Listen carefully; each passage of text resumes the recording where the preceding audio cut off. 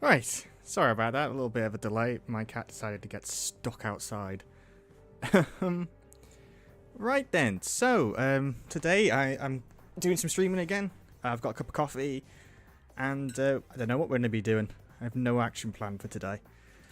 So, yeah, let's. I'm just going to do some artwork, I think, for now, because I want to put little text things here, so when you're playing the game, little text comes up. So, despite I did little main character last night, and we're gonna do the little floating droid. So anyway, I hope everyone's having a lovely day today. I'm gonna have a slurp of coffee before I start. It's the first coffee of today. I need the caffeine, and yeah.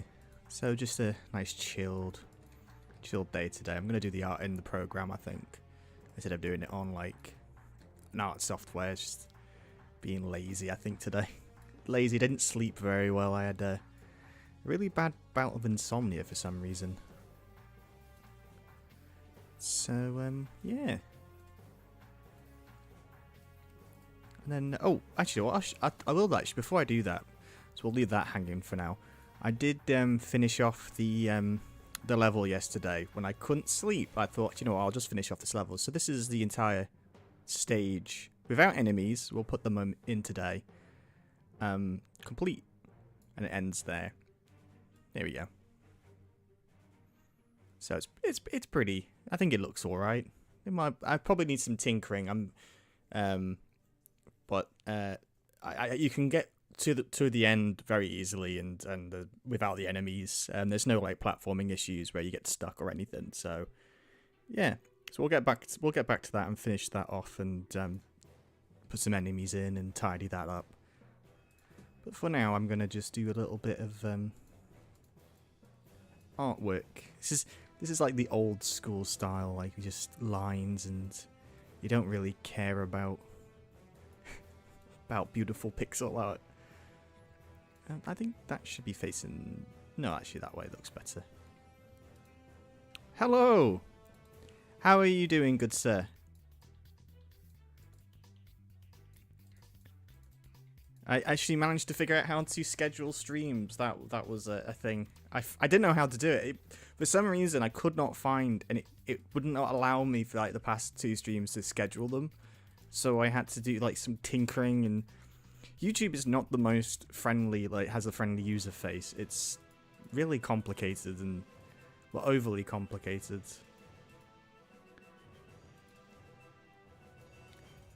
And then you look up how to on tutorials and whatnot, and none of them helped. I can't even remember how I did it. Oh, you're on your lunch.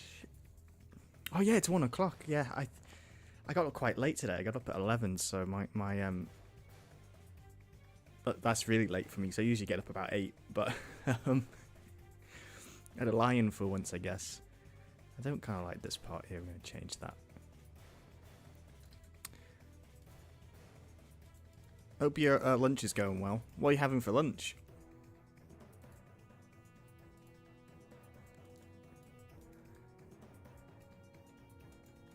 Yeah, I tried to do it via OBS, and it still didn't work. Because it's all connected to YouTube and it's connected to the OBS, and I'll probably at one point connect it to Twitch and stuff. But I'm just doing YouTube for now, and I still couldn't find it. It's like the managed broadcast stuff, and it was really, really weird. Oh, now I am jealous. I wish. Oh, I need to. Do you know what? I need to cook myself an Indian curry one of these soon, because I haven't had one in ages. I mean, the other day I just cooked.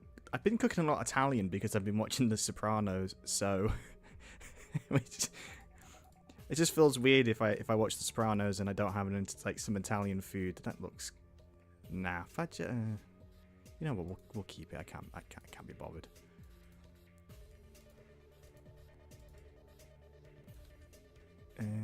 Let's do the old trick. Do this. There we go. That might be a bit too big. If I lower that down there, like the other one. No, don't face the other way.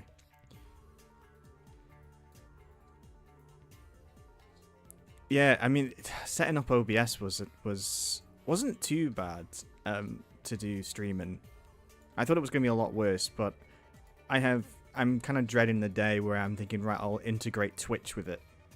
I mean, I didn't even bother putting a chat box on because there are so many different weird methods to put chat box on for OBS for like YouTube and Twitch. I know you can use Streamlabs or something like that, but YouTube, it's just I thought, you know what, I'm not even going to bother putting a chat box on. I'll be a little lazy. You know what, I'm just going to copy and grab that and just do it this way. I'm very tired today. I'm always tired, but I'm especially tired today for some reason. Well, I know it's not for some reason. I've had insomnia, so I didn't sleep. Just random bout. And then my cat decided to sick up all over my carpet as well in the middle of the night. So, and she got stuck outside just now. So, it's been a pretty fun past 24 hours, I guess.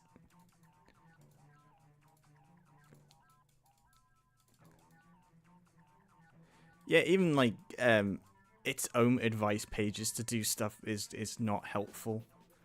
Well, hopefully I'll when the time comes to do, like, say, probably Twitch streaming, I'll get something.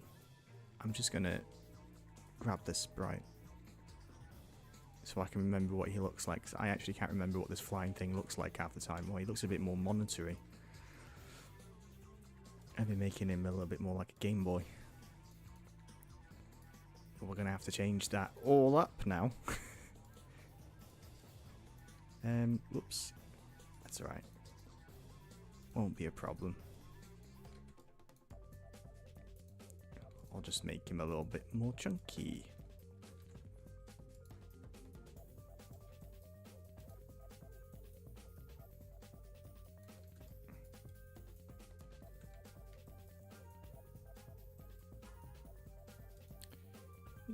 Yeah, so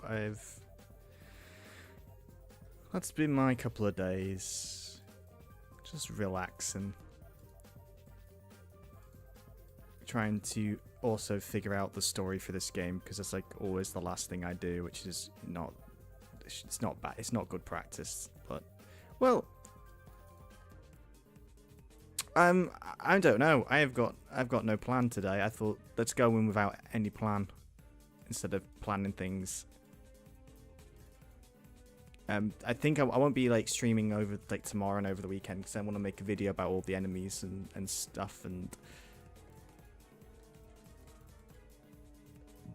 But today it's just I thought, because I'm really tired, I thought, let's just draw and mess around. No plan today. That looks a bit monitory.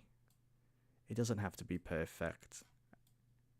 I think like a lot of times people get really hung up on like art and the way it looks and pixel art. And I've been under the like kind of flag of if it looks alright, it'll do. You can spend like way too long being perfect with something, and I think if it sort of looks like what you want it to look like, that's fine. That's what you need to do.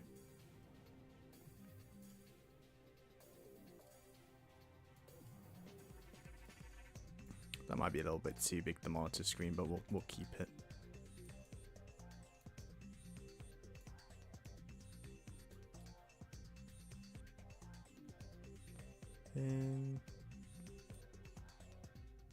Actually, yeah, we can put a bit of shading there. That'll do. That'll look nice.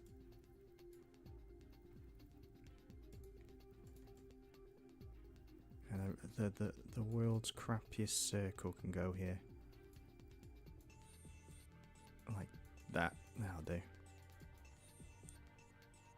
What does this fella look like? Because I keep forgetting what he actually looks like. He looks like a bit like that. I love how I forget the things I actually make sometimes. It's silly. He does have arms. We need to give him some arms as well. So he can have a little circle there. Yeah, that's what I do. I put things down, and then if I have the time later on, I'll come back and finish things and make them a little bit better. I just think I've seen a lot of like people in the it's like indie game scene really spend hours or days and I've worked for clients who are the same, and they're very, very nitpicky and overly perfectionists. And to me, the problem with that is like sometimes things just never get done. Sometimes there's a moment where you have to like stop with that and say no more. Otherwise, games can take years and years to make. I've worked on projects, like freelance projects, and they're still not even, as far as I'm aware, they're not done or anything. And a lot of it just boils down to like perfectionism, and a lot of my problems why my projects never get done is because I kind of either get bored halfway through or I lose confidence in myself. Mine's just, my reasoning is a little bit like different. I wouldn't say I'm a perfectionist. I just kind of get bored of things too easily, or I don't think the game's any good, or it's not fun to play. So I pull a Resident Evil 1.5 sometimes. It's a problem I have, but I'm trying to work on it.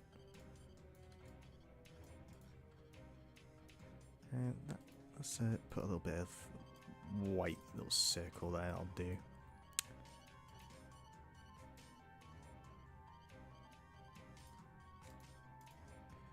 Yeah, that'll do. And let's get his screen color. There we are. Nice.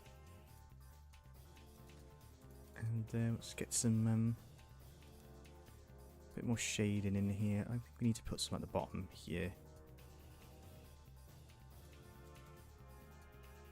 I'm just going to make this. I probably might program this in as well, the actual little text HUD. I'm not going to be doing strings or anything with it. Because it's not cutscene text. It's going to be like in-game kind of subtitles when you're walking around. I think if it's got strings and it's coming out like blah blah blah blah, like one letter at a time, I think it might be a little bit too distracting. So I'm just going to have the text come out in one thing in like a. And I'm going to make it as an image because I might do some crazy things with the image, like make the words look a bit different, or maybe I prefer. See, I'm not really a fan of like the text coming out like blah, blah, blah. So I like static images because it reminds me of comic books, and it's a bit weird that, and it's but.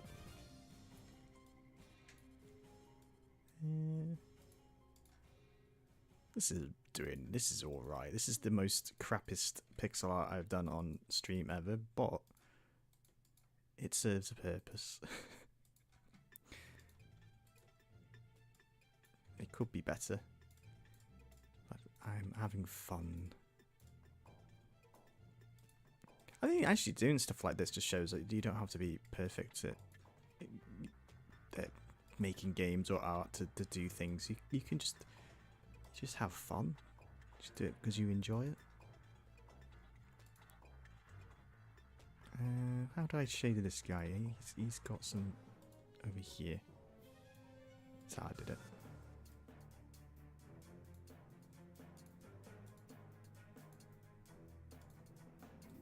There we go. The world's quickest little monitor thing. I ain't even got a name for this fella. Probably end up naming it like Jim or something daft like that.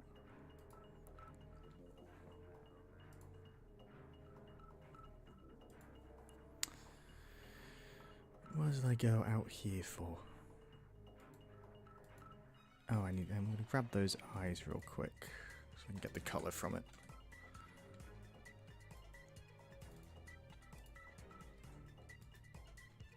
Did I? Oh, for some reason it didn't copy it. Ah! So many different layers. All this over here are layers. Oh, too many of them. It's hard to keep track.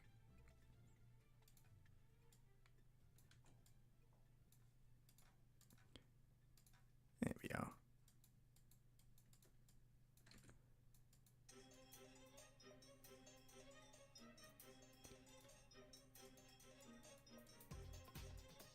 It's like, yeah, that'll do.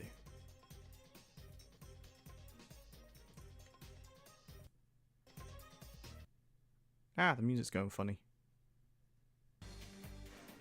There it is. That was a bit weird. Now it's a bit loud. What is it doing? Volume keeps changing. Ah, the perils of being live. Oh, hold on, let me just have some coffee.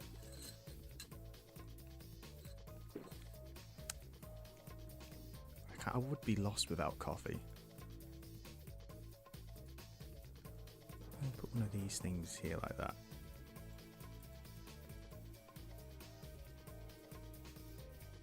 Yeah, I mean, it's coming together. Could be better. Do you know what? I'm gonna add little lines here like that add a little bit of detail. That's nice. Coffee is my blood. I used to not drink coffee whatsoever. I used to be a very strictly tea-based man in the UK, and then I was living kind of stateside, like in the United States for a bit, and tea over there is like rubbish. It's rubbish. Iced tea, sweet iced tea. It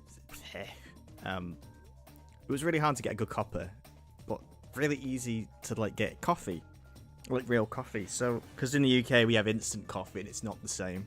So, much persuading, I ended up going to some coffee houses, and my love for coffee ended up just blossoming in the United States, because it was either drink that or nothing at all, like, or nothing at all with caffeine unless you want to down Red Bull, which it's not my cup of tea. Excuse the pun there. So yeah, and now I don't really drink tea much. I just drink coffee. It's a bit one of those things. Does that work if I put a little bit of that in it? I don't think so. I'll just leave it like that. It looks a bit naff, but yeah, it'll be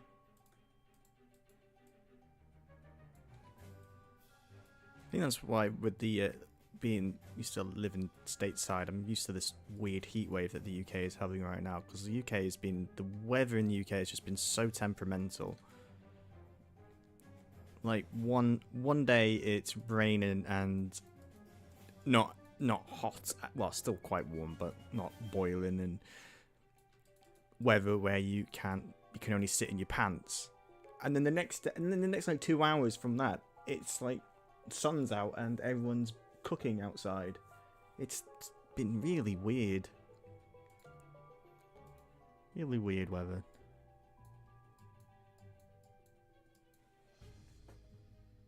For a split second there, I thought my cat was being sick on the carpet again. She was making funny noises. That's always, your heart always drops when a cat starts making weird noises. Yeah, you're down south in Cambridge, so the weather down there must be horrendous. It's like because I have a couple of friends who live in Cambridge, and they're from where I'm from, but they're living in Cambridge, and on our little chats and stuff, he's been complaining about the weather, and my family's also lives down south, and I don't know how anyone's surviving down there, because I think up north we're all struggling as it is. It must be.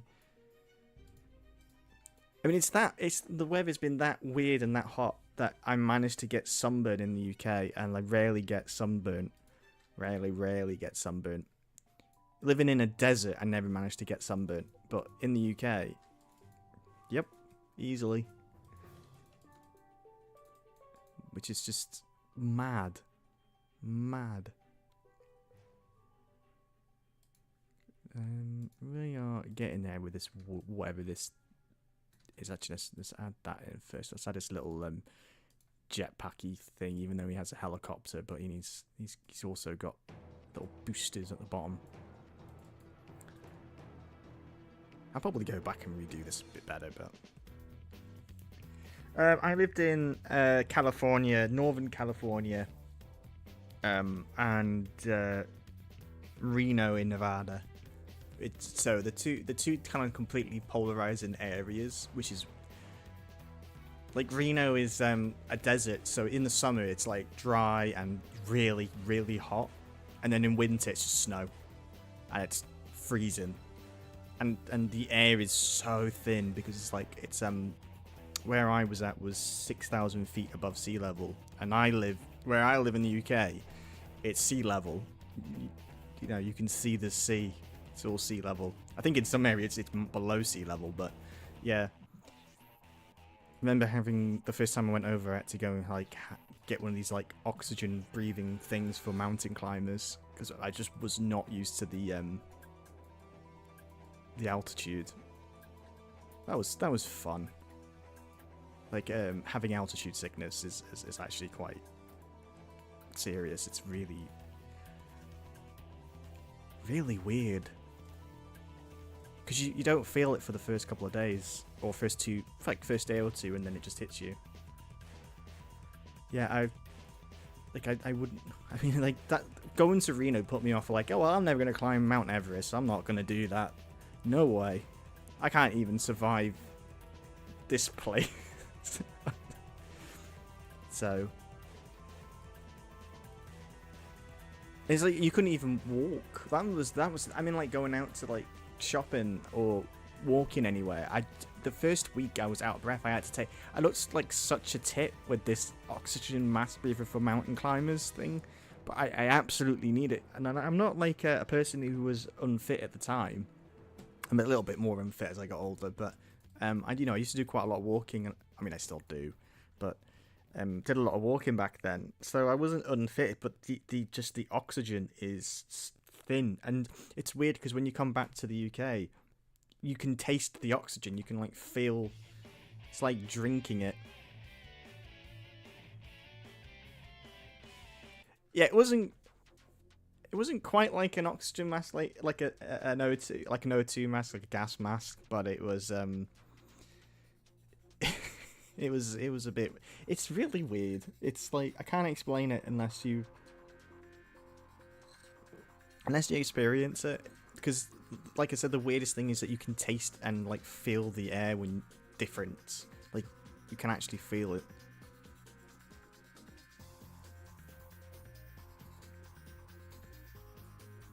So I mean, Reno was lovely though. It's like a little city in the middle of nowhere. And I mean, it's like in the middle of nowhere. It's like it's in like a bowl of like mountains all surrounding it, and it's like slap bang in a bowl of like, and then just desert everywhere. And I remember seeing the first tumbleweed. I thought tumbleweeds were only in things in movies. I never thought I'd see a real life tumbleweed. I was so happy about seeing a real life tumbleweed.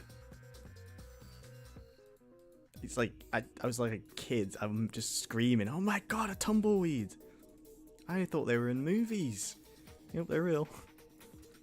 And sandstorms, they're also scary to be stuck in. Yeah, I'm very blessed that the UK weather is so normal. Like, well, I say normal, it's getting weirder with this like heat, but we don't have sandstorms or tornadoes or earthquakes or anything like that.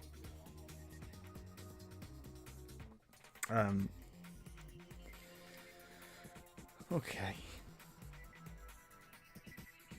Let's go around him with this thing. Do I want to put the propeller in? I just want to put the hands in actually first. Yeah, put some hands in. Some the world's quickest hands. No one likes doing hands. There's always that one weird kid. Like when I was at university, there was one weird kid that loved drawing hands. Everyone else hated drawing hands. Or like fingers. So we'll just do it cartoon style. Since it's don't have to try then.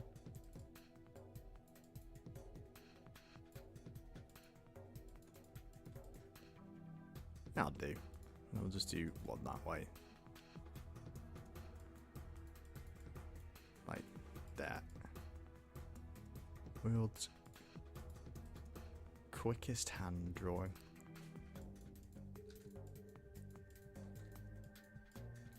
It's a rough hand shape. They're wearing robot gloves, so that's why it looks like that. Thanks. It's only really quick. I'll probably come back and do redo all this with some hand drawn art and like kind of maybe plop that in at a later date. But I'm just gonna do these two so I can have a little bit of dialogue when you're walking through the stage, because and like a little bit of text can pop up and they can explain a little bit of like, oh no, why is the enemies destroying this place, or oh, this place is too quiet. It's quiet. It's too quiet. This place is like a ghost town. That kind of text. And as well as like I want to do hand-drawn cutscenes, but the thing with that is that it will pause the game. So I want to have some dialogue where the game doesn't get paused, so it doesn't stop the flow. So this is like the only method around it, like almost like when you're playing a game and it has subtitles when the character's talking to itself and explaining the narrative, and you're thinking, why is the character talking to itself? It should know what the narrative's happening, you know, what's happening in the world. They're only talking to themselves for the benefit of the player.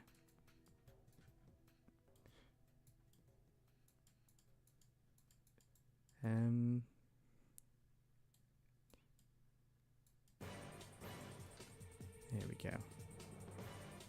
Let's change that music. It's a bit too dramatic, I think, for spriting. Here we go. We're getting there. We'll just finish this guy off, and then we'll do a little. We'll like change things up. We won't just do art all the way through. I feel like it'd be quite fun to do. There is probably a much quicker way to do outlining, but I'm just doing it the tired, lazy way. Just doing it, well, not lazy, manual, I guess. Dramatic sprite drawing, indeed. So, are you prepared for your stream tonight? Hopefully I can catch the second part. I don't particularly want to get Chrono Trigger spoiled. Because there's one day I would like to play Chrono Trigger. One day. Well, I'm just finally finishing up Final Fantasy IX, so that's been quite fun.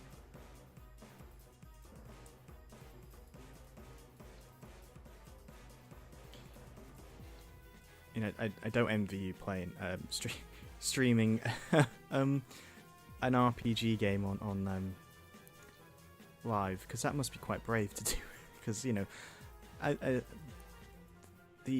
always seen people always get really like angry or pedantic about when they watch RPGs being played, especially if everyone has their own certain way of playing RPGs.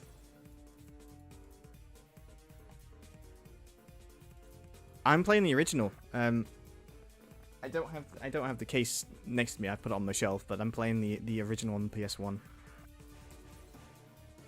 Old school. I'm actually playing the US version because my PS2 is modded, so I can play. Well, it's not to play pirate games, but it's to play. I don't have it region locked because I absolutely hate region lock.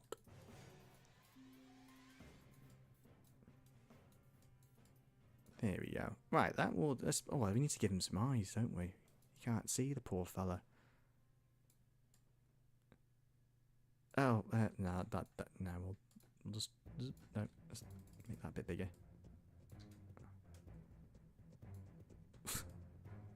Well, I can't do eyes now. Oh, that'll do. This is what he looks like next to the text box. Hey, yeah, that's well, the eyes look a bit crap, but we'll just tidy up the eyes real quick, as it'll just annoy me if I don't.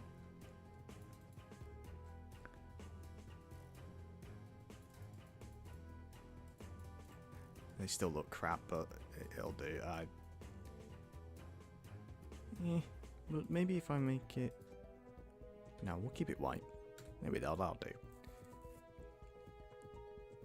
Don't play the PS1 version, though. How come with the PS1 version? Is it, like, loading?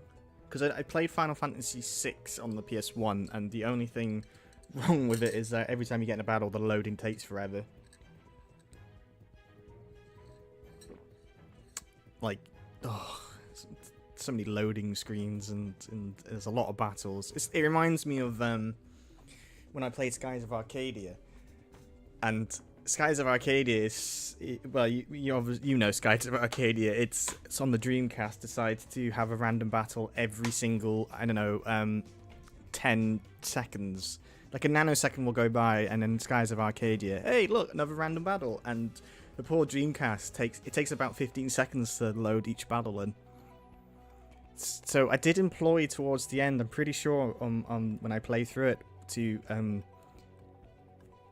open up the disc tray every time there was a random battle, and then if it needed to load something in, make sure to close the disc tray, because it stopped the random battles from happening.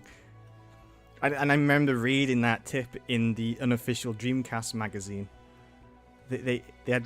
People were so annoyed by the amount of random encounters that they advised just open up your Dreamcast lid when you're on the world map. It bloody worked though, so.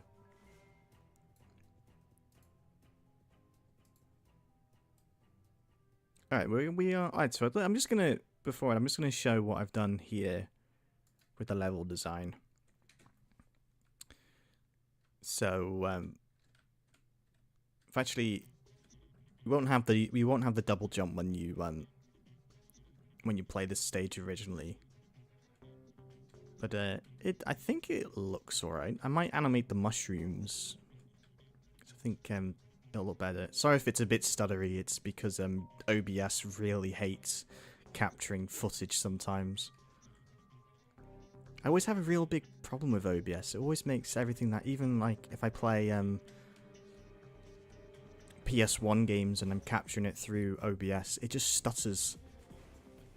And my PC isn't bad or anything. It's pretty good, and it's just, but OBS hates me. It's the same on my laptop as well, and no idea why. That's why I don't use OBS to capture any like game footage anymore, because I always have problems with OBS. Oh, there's a little like cool, neat little glass effects here I did. That you go through, but this is the level, and you can go under here and you jump up there, and that's the stage, which takes, from start to finish, takes about 1 minute 20 without no enemies. Which with enemies will take about 4 or 5 minutes if you fight every single one.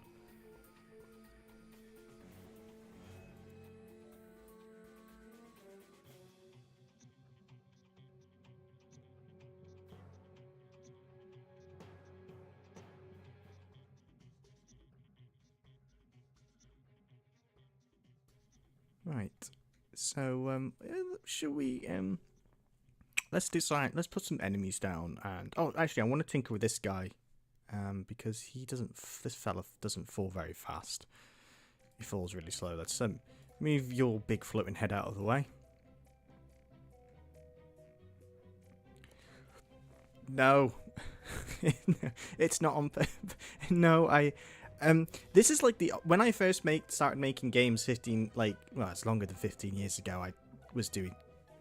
When I attempted this thing first, I drew like a lot of freehand in this kind of weird style, almost like Flash, but with pixels, was my mindset, because I was doing a lot of Flash animation, and I would draw in Flash. So when I translated it to pixels, I kind of did the same thing. Instead of doing proper pixel art, I just kind of drew it as I would on Flash, and like if it would vectorize it. And so I guess this is why I've got this odd like style for the game like this. I think it's just a homage to me being kind of crap and not learning back then how to do pixel art. I'm much better now at pixel art than I was 15 years ago. Right, this fella here, he falls really slow. If I show, he just falls really slow. Bless him. And then he'll explode. I might actually start making little explode rings that come out of them. So that gives it a little bit more force. So we're just going to make him speed up a bit. Let's find my little enemy guy in my folders. There he is. Go to enemy AI. I think so we need to increase that speed. Let's double it. Let's see how that goes. See if he falls faster. Well, he doesn't. He will fall faster, but let's increase the speed by 2 pixels. So I feel like he's not a threat. When I've been playing the game with him, he's just, yeah, that's better. He's more dramatic now. He's actually going to attempt to kill the player. I love these type of enemies. I like to call them the faller enemies, because you could do a really nice, cool chain reaction with them if you put like loads of them down and you run under them. I always think it looks pretty neat. Like, boop, boop, boop, boop, boop, boop. Just something I like doing. It's kind of cool, but it gives the purpose for the player to like have to run and can't stay on their toes. You can destroy them. Actually, I might lower their health slightly down. I think he's given quite a bit of health. No, the old thing, I can't find my file again. I've lost my file, my original 15-year-old file, but of this game, it does look pretty bad. If I did the YouTube video diary, I played it thinking, whoa.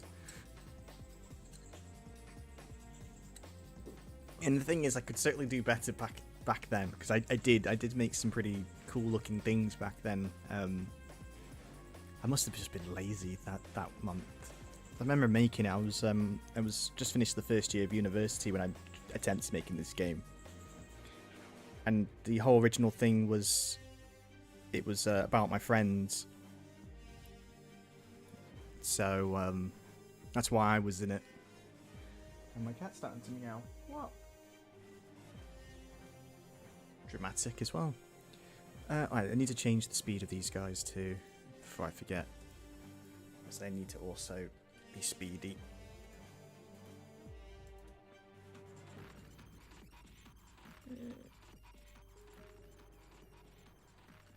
48, and did I put 2 pixels on the other guy? I did. Good going, me. Maybe we should animate. I'm gonna animate some mushrooms, because if I don't do it now, I'll forget. It's like I've realized. I'm actually. So also, I'm gonna, because this place is gonna be under siege when you land. I want like little smoke coming out of these like cave thing. Originally, these were just gonna be like little holes for caves, but I think they look like bullet marks, like things that have hit the side. So I'm gonna have like some of smoke coming out of it. I think that might look pretty neat. And if you can hear my cat, she says hello, hello. She's very vocal. So the most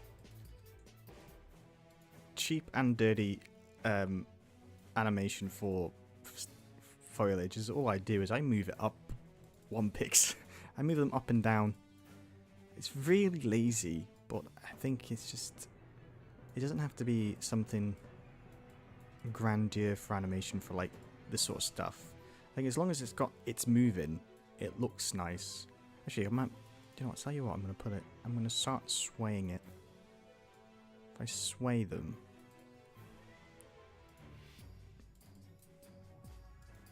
and we'll make that one go down, actually. And then we'll put it back, and then we'll... So up, and then that one can sway up. I think like just doing little things like this for your game can really add. This is what I sort of do for when I do like game jams, just to give it a bit more oomph. Just neat little small animations. You know, we can make you sway that way. And you can sway up. And you can, you know, you can go back down. You can just have a... And then it... Yeah, little bounce. Look like a little mushrooms, a little having a little dance. We plop those down. We'll see how they fare. I just need to give it a qualifier. There's one called decorations that I've made, and that makes this one here for me. I've coded it so it always brings the thing to the back, so the this animation won't be in front of the player. And my caps lock is on, and we're not going to call it G mushroom. We're just going to mushroom. Let's have a little look if that seems decent. Yeah, my cat's been very vocal lately. I don't know why. She's been fed, and she's been cuddled, and she's had her sick cleared up, and she fell out of the window this morning. So I had to go outside and rescue her because she hates going outside, but she likes sitting on the windowsill. And because of the heat, I've had the window open.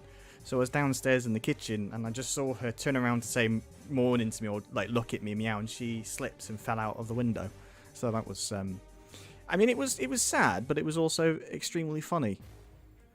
I felt, I mean, it's just, she's a bit of a klutz, my cat, my little rescue cat. She's an old bird. She's an old cat. But yeah, there's little dancing mushrooms. I think they look pretty good. Ooh. Here's my ADHD going. I wanted actually thinking with these gems, they look a bit boring when they're just blue, I think.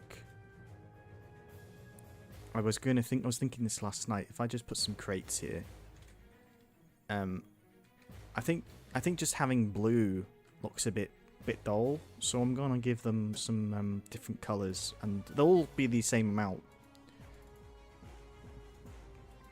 But I think might just make it look a bit nicer. So just gonna pop over here. I've got a little program on the side to change colours, so bringing it over. Just do it this way. Let's have a nice more turquoisey colour like that. There we go. This is going to be... Did I? No, that didn't copy and paste over. No, copy. There we go. I know it's a little boring to do and watch, but I think it'll be beneficial to actually do something like this. Yeah, little like green ones, maybe a bit more hints of a yellow. It doesn't have to be anything dramatic. I don't want to change the colours too much, like have red ones or like bright yellow or bright orange or complete different colours, because thanks to Spyro, people might think that means different amounts of money. Good old Spyro. Some people might think, oh, it's red, that means it's only worth 1. Oh, it's blue, it's worth 5. Oh, it's yellow, it's worth 10. Things that you still remember about Spyro, the gem amount totals. Spyro was a great game. I love Spyro, except the Japanese version of Spyro that I do not love. I actually imported... This is infamous if anyone knows about the Japanese Spyro. The Japanese Spyro is totally different in the gameplay wise. The same levels and stuff. But the Japanese Spyro, Sony of Japan was worried that it was going to cause motion sickness, so they changed it, and it's like more like a Mario-looking platformer where you know the camera's above, and Spyro's speed is like halved. Like he charges the same speed that he walks, and it's awful. So, but it was infamous. So I remember about 3 or 4 years ago, I imported it from Japan. I thought, right, I'll import it and I'll play it because I want to see if it is actually that bad, or like the people who make videos on YouTube about it are just like lying, just you know, like just to get views, like being extra angry at something where it doesn't really warrant it. No, they're right. It is awful. It's god awful. It's so bad. But the box art and all that is beautiful. It's like there's something about Japan with their game manuals and their illustrations. Like it's just so much better than the Western world. It's like all colorful, has like all these monster designs. It's beautiful. Like it's all fully colored manual. It's so nice. And it's like Western audiences, the manuals over here are like dull as anything. Yeah, I mean, I would play the Spyro. I'd play the Spyro Japanese version of Spyro, just so you can see it. You don't have to play the whole thing, but it just because the videos, you watch someone play it with the videos, it just doesn't do it justice. Did I not even animate the big gem? Apparently I didn't. Oh, okay, well, we won't bother animating it just yet. Then anyway, we'll just leave it as is.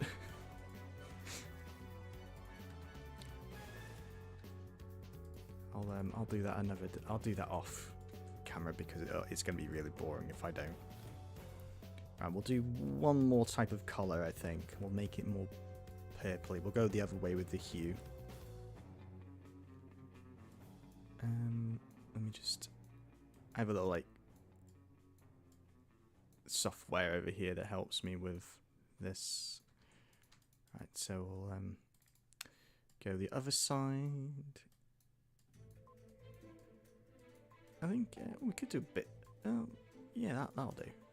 Got some colours here. There we go. Copy and paste these in.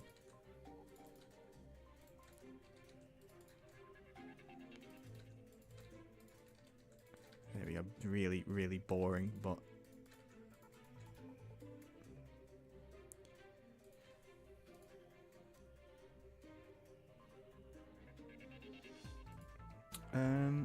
yeah. So the Japanese, but yeah, it's like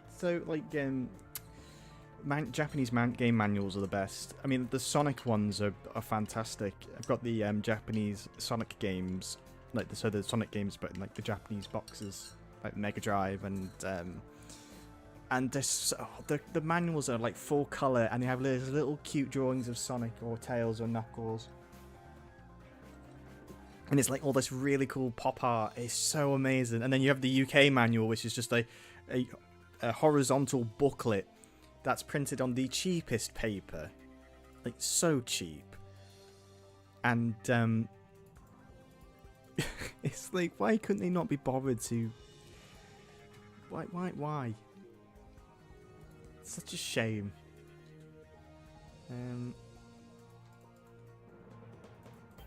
Let's do this. There we go. Pop these in.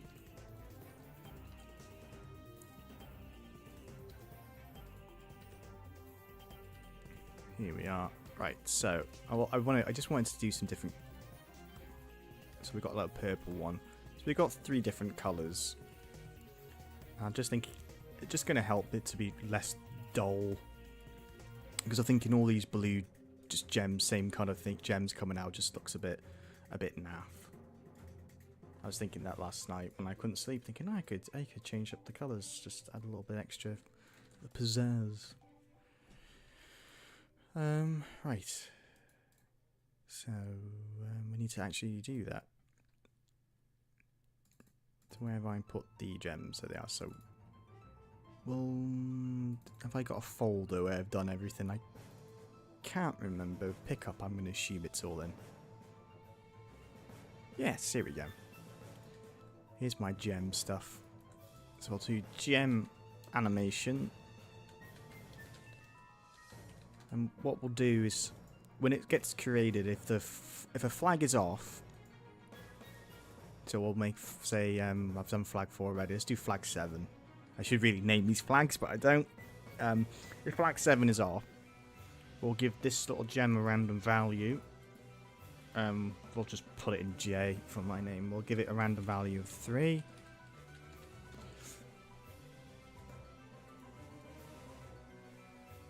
And then we'll set the flag on so it only does that. You can do it. There's a way on this where it says you can do an event just to explain that will only when one thing occurs. But if you've got multiple of them, it doesn't work. So I do the flag thing just. And we'll just set that to random 3, and then we'll just put, if this is random, there's probably a better way of doing this, but this is how I do it. I think it's, oh no, yeah, when that is equal to 0, sorry. And we'll change the animation to stopped. And then 1 and 2. And change the animations on it to the colours. You can actually do a palette swap. There's a way to do palette swaps in this program, but I'm just doing it this way. It's just easier for me. A lot of this is just being sloppy, being lazy, I guess.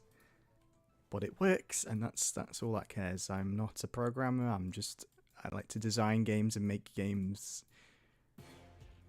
Let's see if this works then. We'll see if it actually works to begin with. Oh, there we go. That looks a bit nicer now. They're not all just dull-ass blue.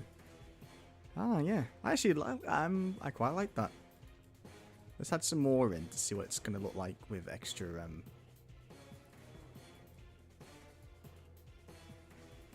We'll swap the weapon as well.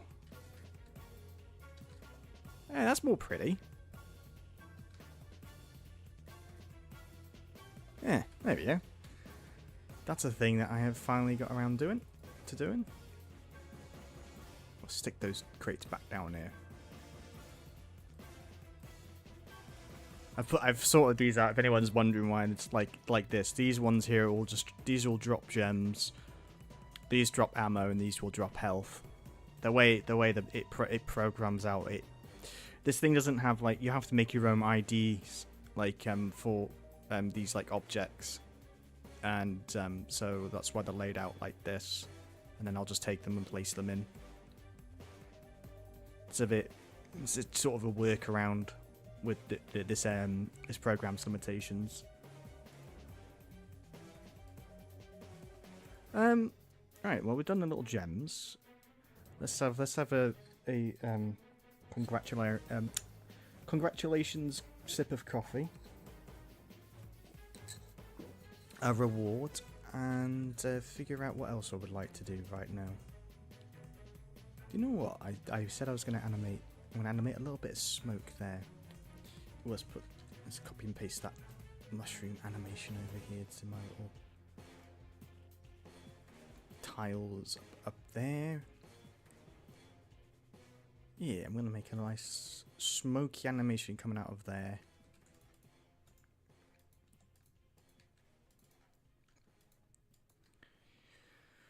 Not sure if I want to animate it or if I want to. That's all right. I mean, I'm not. I'm perfectly fine if I talk to myself anyway half the time, so it's perfectly fine. That's the wonderful thing about living on your own for a while, is that you start talking to yourself, and you realise it's better company that you had than that you had the past 2 years of your life. So it's fine. Or sometimes I talk to my cat, so that's pretty nice. And she often talks back now. I'm not sure if I want to animate smoke coming out like this. This is gonna be. I hate animating smoke. You could do, you know, like this sort of thing. Oh, little gap there. Do I want to do this sort of thing and animate it going up like that, or do I want to just spawn smoke particles, which is a lot easier to do? Do you know what? I'm gonna be lazy and just spawn smoke particles. So we'll do a little actually, yeah, we'll do it that way because then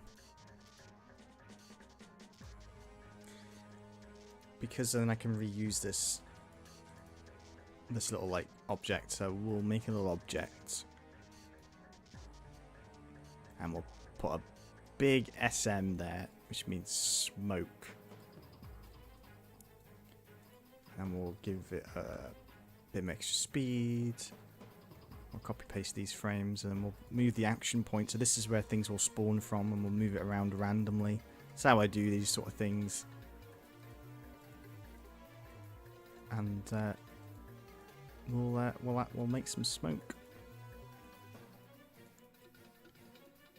and we'll pop that there. Have I got another one over here somewhere? God. That's how we'll name this smoke maker. This is how like boring game dev can be. Just make. Just we're gonna make things that have smoke particles come out today. Ooh. And I do I have a folder that I have all my? Yeah, I think we'll put it in that one. I do have smoke. Do I have like movement on that smoke? I do. Good. All right. Perfect. So ignore all that sloppy code.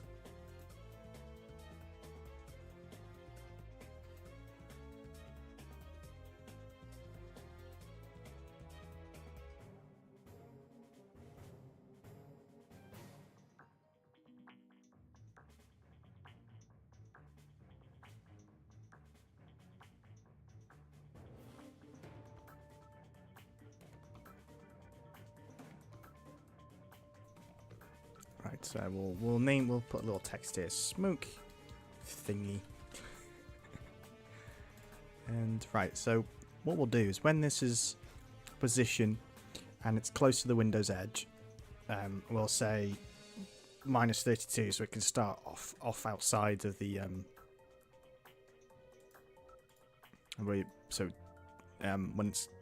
when it's close, so we'll start it off when it's just outside of the Windows edge, like outside of the frame. We'll add a little value to it. We'll add a random number, because I like adding random numbers, so that way it will produce a smoke cloud, not like in every single same moment. It'll make a smoke cloud at different random intervals instead. So we'll just do it this way. And when that value is a little higher, say higher than let's say 64. I did do it on A, didn't I? Higher than 64. We'll reset that value back to 0, and we'll create a little smoke particle. Yeah, that is not the right one. We'll create something.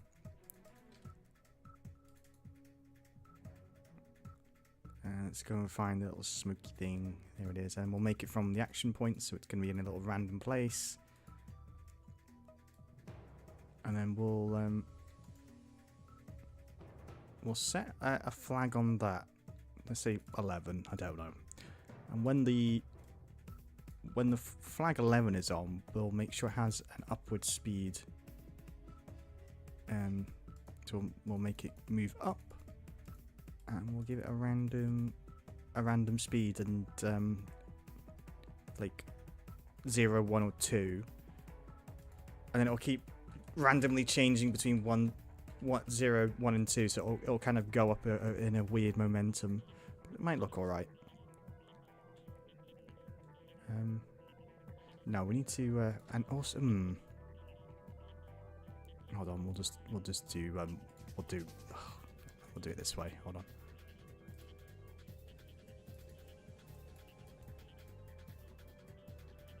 Yeah,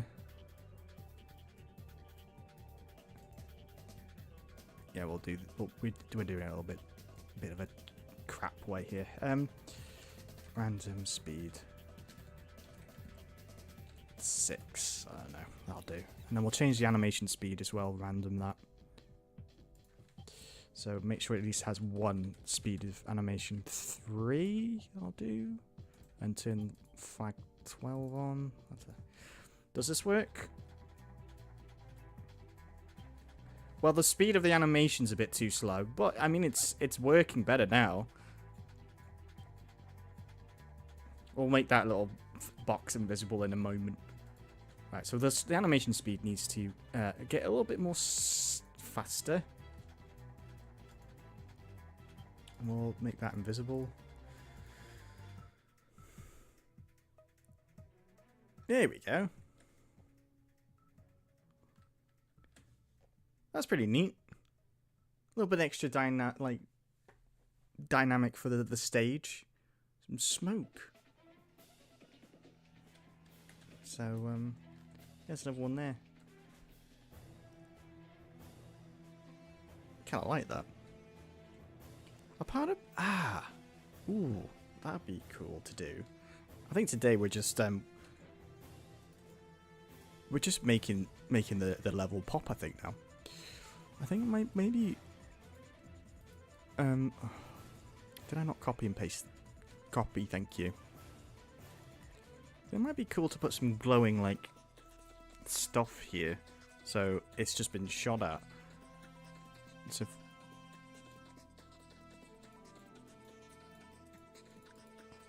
like we do a bit of yellow like this. See if this looks good. We'll just quickly do this and see if it actually looks decent, or if we shouldn't bother. And then maybe we'll do yellow up here as well. We'll pretend it's palette cycling. Yeah, that's because originally I thought these were going to be caves, but then when I was kind of building the little level out yesterday, I thought, oh, actually it looks more like bullet holes, like impact craters. So I thought, oh, I'll make them like that instead. Because this is going to be a little war-torn area, like as the robots are coming to attack. Okay, the yellow's a bit too bright, but I think that might work. Let's do the old paint thing. I like MS Paint. Oh no, that's not right. I don't know why I still use MS Paint. It's still the tool for me for some things. It gets a lot of bad rap, MS Paint, but I like using it because it keeps me not to go completely and utterly overboard for when I'm making games like this. I mean, I don't exclusively draw my art in MS Paint, but it's handy to have for like just changing colours real quick. Well, maybe I don't know if this will look any good, but we'll try it out.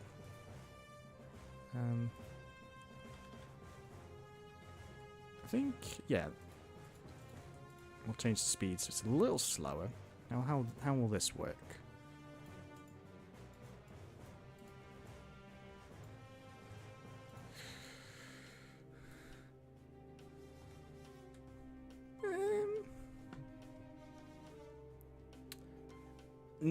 So, I don't really have too many restrictions on this palette, except don't go overboard with colours, because I think that looks okay. We won't make them all glow. We're the only ones with the smoke glow, I think. But no, so with like this sort of thing with the platforms, solid colours are better, so less is more.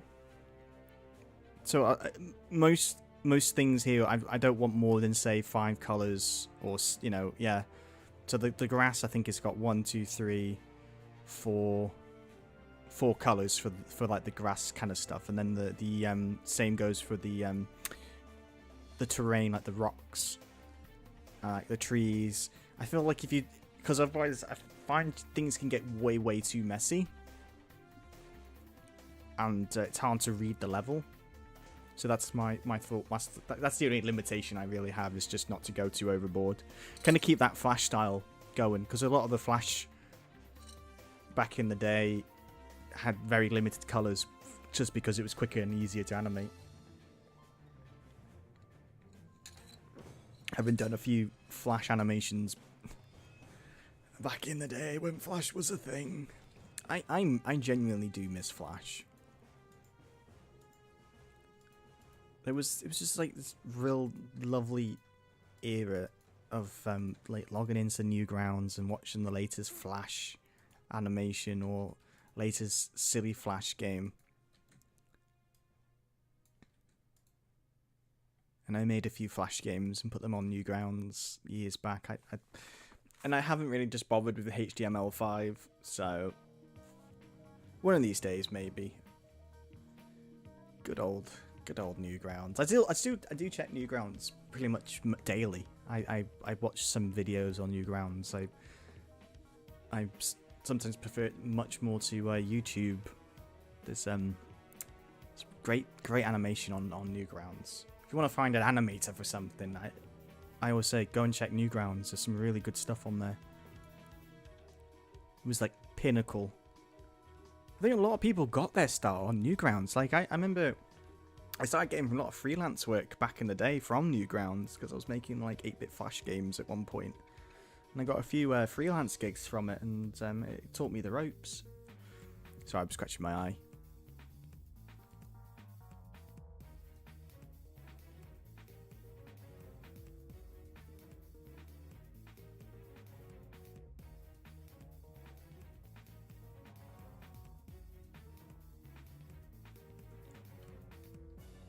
Sorry, my cat started howling.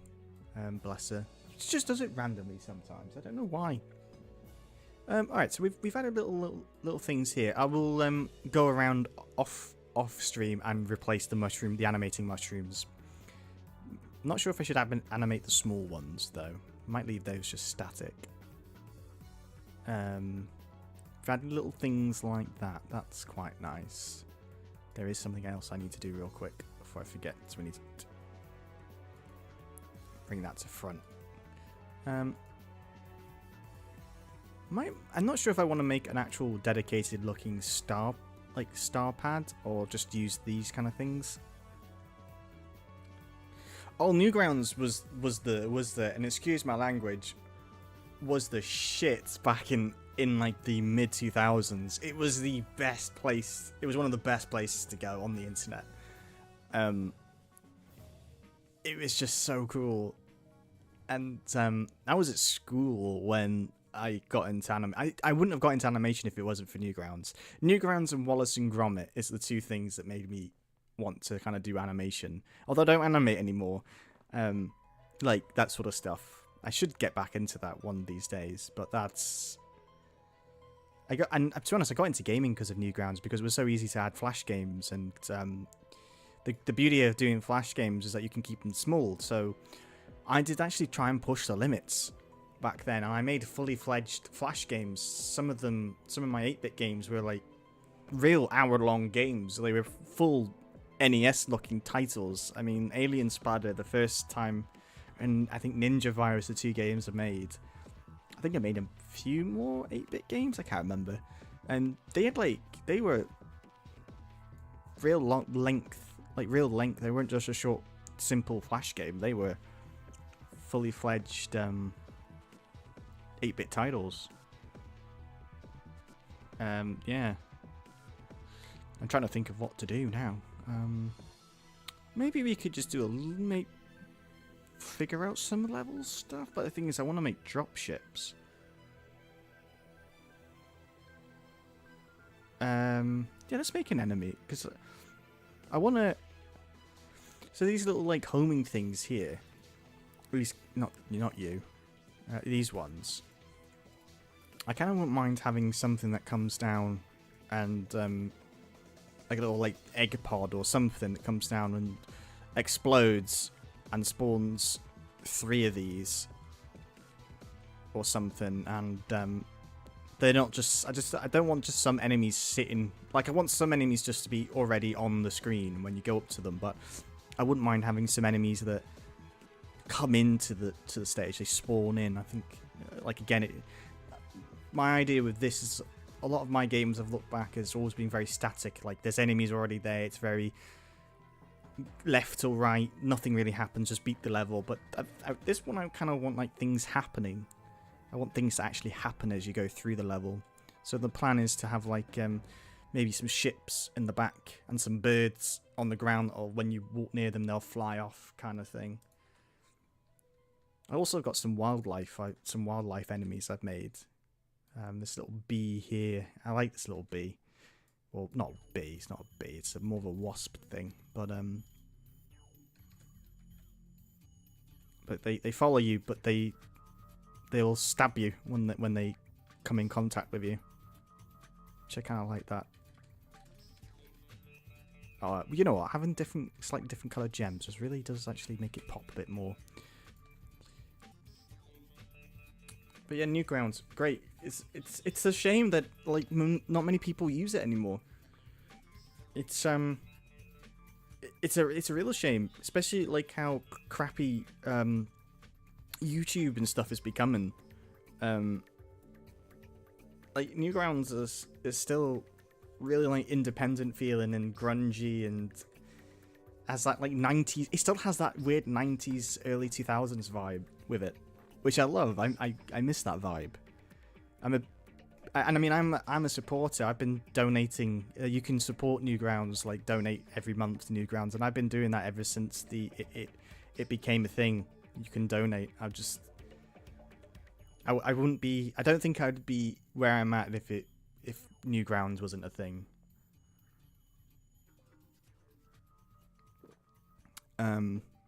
Right. Yes, let's make a little enemy. We'll make an enemy today now. We are flip-flopping through things today. So I'm thinking like I wouldn't like these egg type of enemies to come down, and then like these pods will pop open, actually, and and a few enemies will spawn out, and then it'll fly off or something like that. But I want a smaller one for these little flying enemies, so we'll just copy this. And we'll draw something. Yay. So maybe you're out that size. And we'll just draw something.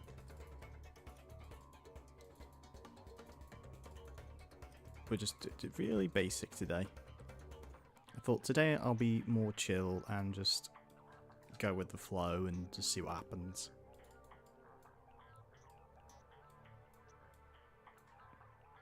I'm still learning the ropes of this old streaming malarkey.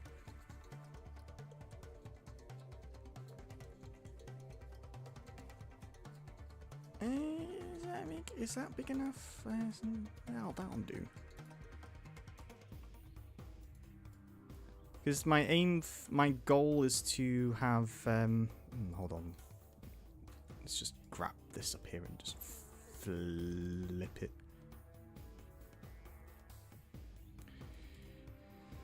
My aim is to have a fully playable level in the next, I don't know, month or so.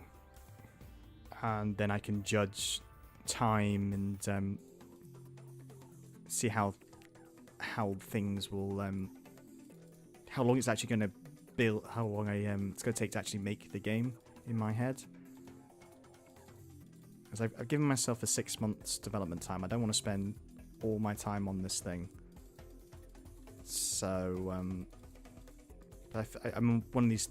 I do believe in you should always make like a prototype first level, so you can judge how long things are going to be and if it's fun or not before you kind of commit to doing something. So that's the goal. But you do spend you spend more time doing your first level than any other level, I think. And a good like tactic is to start with the first level and the final level. Because they're the two big main things that it's an impact on the players, like the final level and the beginning level. You want to hook the player in and you want to end on a big high note. And so I've learned as I've gone through not to make a game from start to finish. So don't when you make the game the levels, don't start off the game and make it in order. So like you'll make level 1, then level 2, then level 3. Kind of make the first level the final level. Do kind of all the cool stuff first, and then do all the chaff last.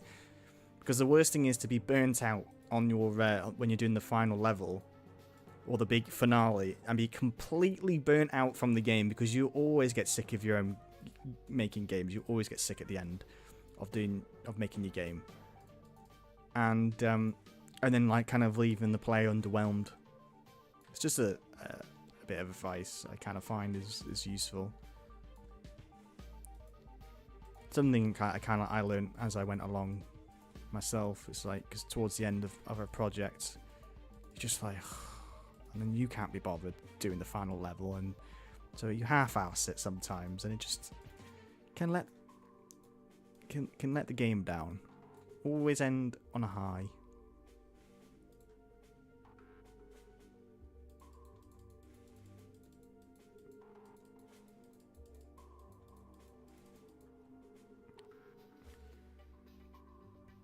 Good old vertical slide. Yeah, it's just I think that's the, like, when people like ask for advice how to make games, a lot of it really is just you learn things as you go along.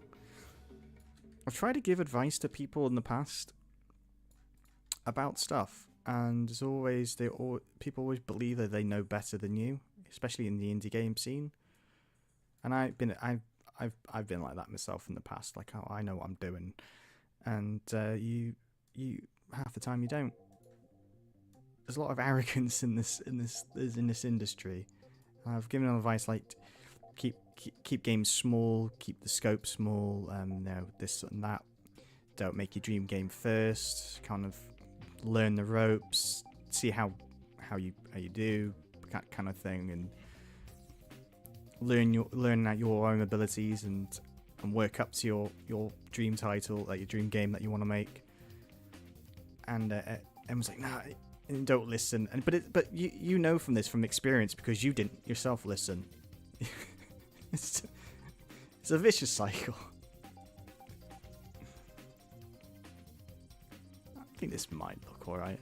I don't think I want to give him I might give him a CRT head.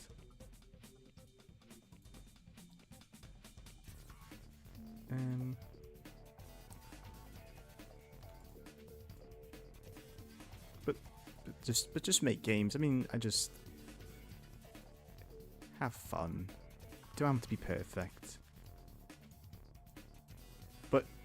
But actually do make a game. That's why I think the advice of not starting and making the thing that you want to make first, like your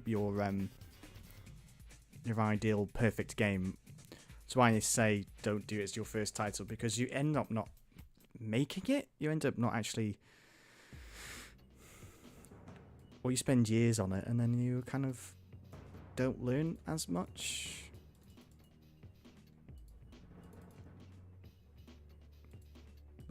Little egg bot here.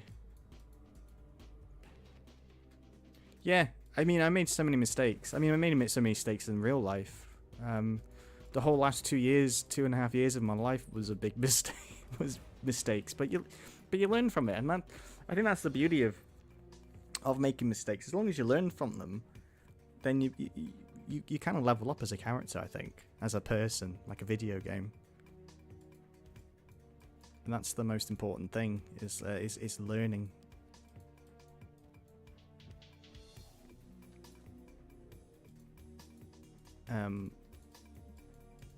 No doubt I'll carry on making mistakes, but especially gaming, like making indie games, I'll probably make this.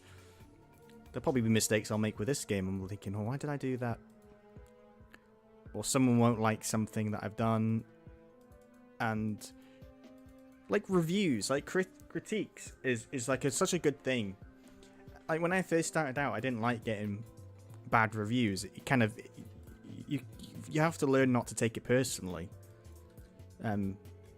that's one of the that's actually a really hard lesson to learn. Is not taking reviews personally, because you'll end up. I'm just gonna get rid of that and just do it on one side, and yeah, like you'll get your first negative review or something, and you'll just take it really personally. Like, if it's a genuine review, you get some people who just like knobheads who will write just try to rage bait you, but. And you've got to kind of swallow your pride and realize why this person didn't like your game or what they had issues with, and kind of learn from it. And a lot of the things that I've changed, and kind of like things that I've changed in my practices and getting game design, is because of people leaving negative reviews or critique. But that's I kind of like that more now. Of like, if someone's got a problem with something, explain the problem and go, this is why I don't like it. It's like, and sometimes I do disagree with their reasoning, because I don't believe my personal opinions. I don't believe that, say about game design, I might not believe in that philosophy of what they do. But sometimes you get valid points. You're like, yeah, you're actually right. I shouldn't have done that. I think that's a reason why I don't spam bottomless pits anymore, is because this wasn't on my game, but this was on something else I read, like a review of I think it was of a friend's game, or it was an indie game I was playing, and someone was complaining there was too many bottomless pits, and it was like you fall in it, you die, you have to keep restarting, and it gets tedious. So then I thought to myself, because I used to have a practice of putting bottomless pits everywhere. And I was thinking, yeah, you're right, it is annoying actually, because I get annoyed when I play games, I keep falling down bottomless pits, so now I rarely put bottomless pits in my games. So, just a little thing that's like a little anecdote there. Yeah, it's all a learning curve. I think this looks okay.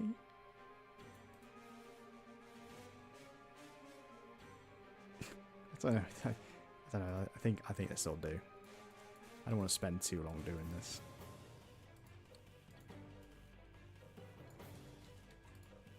Stick that there. Maybe we should give it a face, though. I think a little mini one, and this is going to spawn out little flying drones. So I want it to come. I think I need to give it a little jet booster at the bottom. I think. Otherwise, it will make no sense of how it can fly down. We have to have some rooted science fiction in this. We can't just have no rules. We have to have some rules. Have to give it some way of propulsion.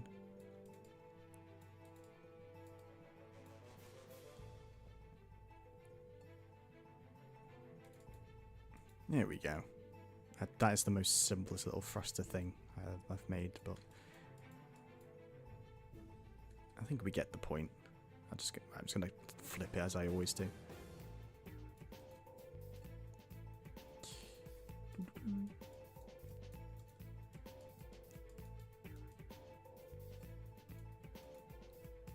Nice and chill today. Luckily, the heat is not as hot as it was yesterday. Still a little muggy. So I couldn't really stream too long yesterday. I mean, I probably streamed for about 2-3 hours. I don't know how long today. Problem is, I haven't eaten yet.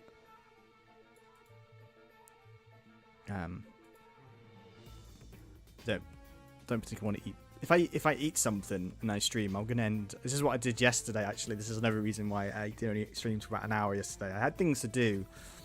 But I also I ate something beforehand, and if I eat something, it, especially in this heat, it just makes you kind of sleepy.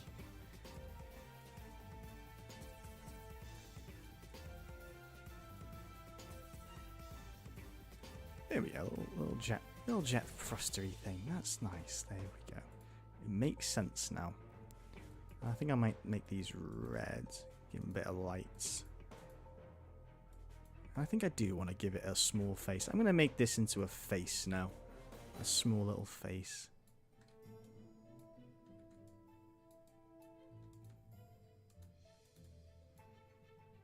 I did fix my toilet. It was just like the washer needed to be. I completely forgot I told about that yesterday. That I had the toilet, a toilet, to use my natural accent issue.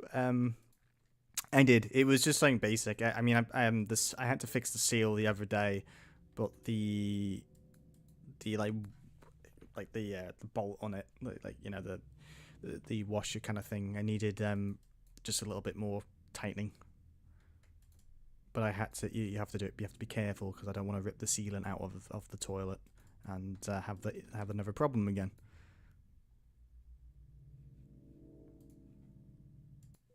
So yeah. The joys of the joys of maintenance. To be honest, I looked out with my house. There's not been that many issues. I've had like a few issues. The biggest issue I had was that when I bought the house, someone put the flue in the boiler facing upwards, so when it rained, all this water would go into my boiler. I didn't realise until about like 8 months when we had torrential downpour, and I turned my boiler on. It kept tripping the switch on the fuses. I was thinking, what's happening here? Oh, don't say my boiler's broken. And I went and took my boiler off and apart, and noticed all this rust. And I was thinking, oh, what's gone on here? And then I realised that the flue was pointing upwards, and all this water was going into my boiler. Luckily, I caught it before it got too bad, and I had to get a new boiler. So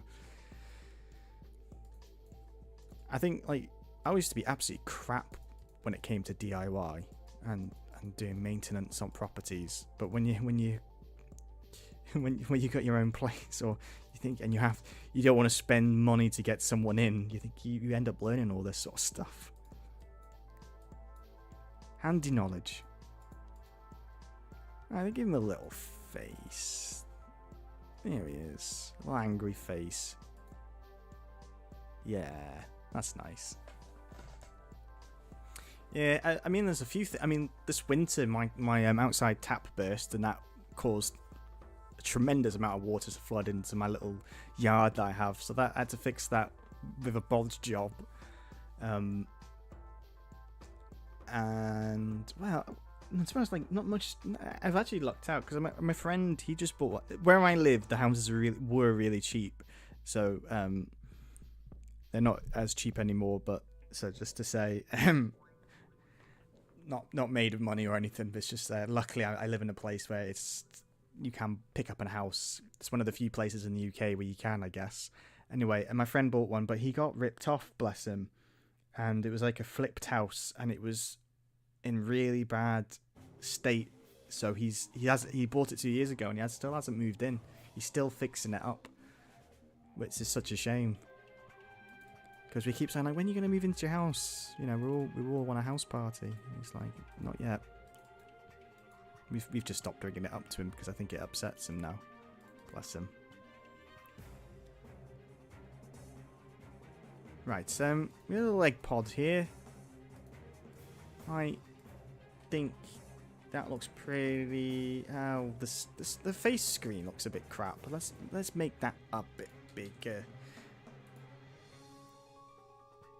You know, yeah. What about if we do this instead of make it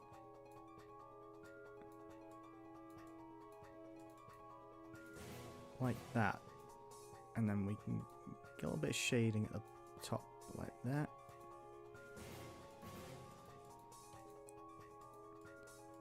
The simple eyes, give him an upset face. Yeah, that'll do.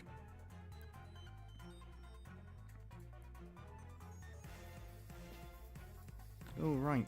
Okay, so we'll put an enemy in. I haven't done that yet on the stream. So, well, the idea with this guy is that he's going to pop down. We need to animate him. We'll do that in a minute. But he'll come down, and then he'll go. So we'll put a like trigger box or something, one of like these things here. So when you walk past it, the flag is off, we'll turn the flag on, and it'll spawn something slightly above it that'll come shooting down. And then it will stop, slow down, this will pop off, it'll shoot out some enemies, and then it'll fly off. But you can kill it before it does that, but that's the plan. Always have a little plan of what I'm actually going to do before I just kind of jump headfirst into it.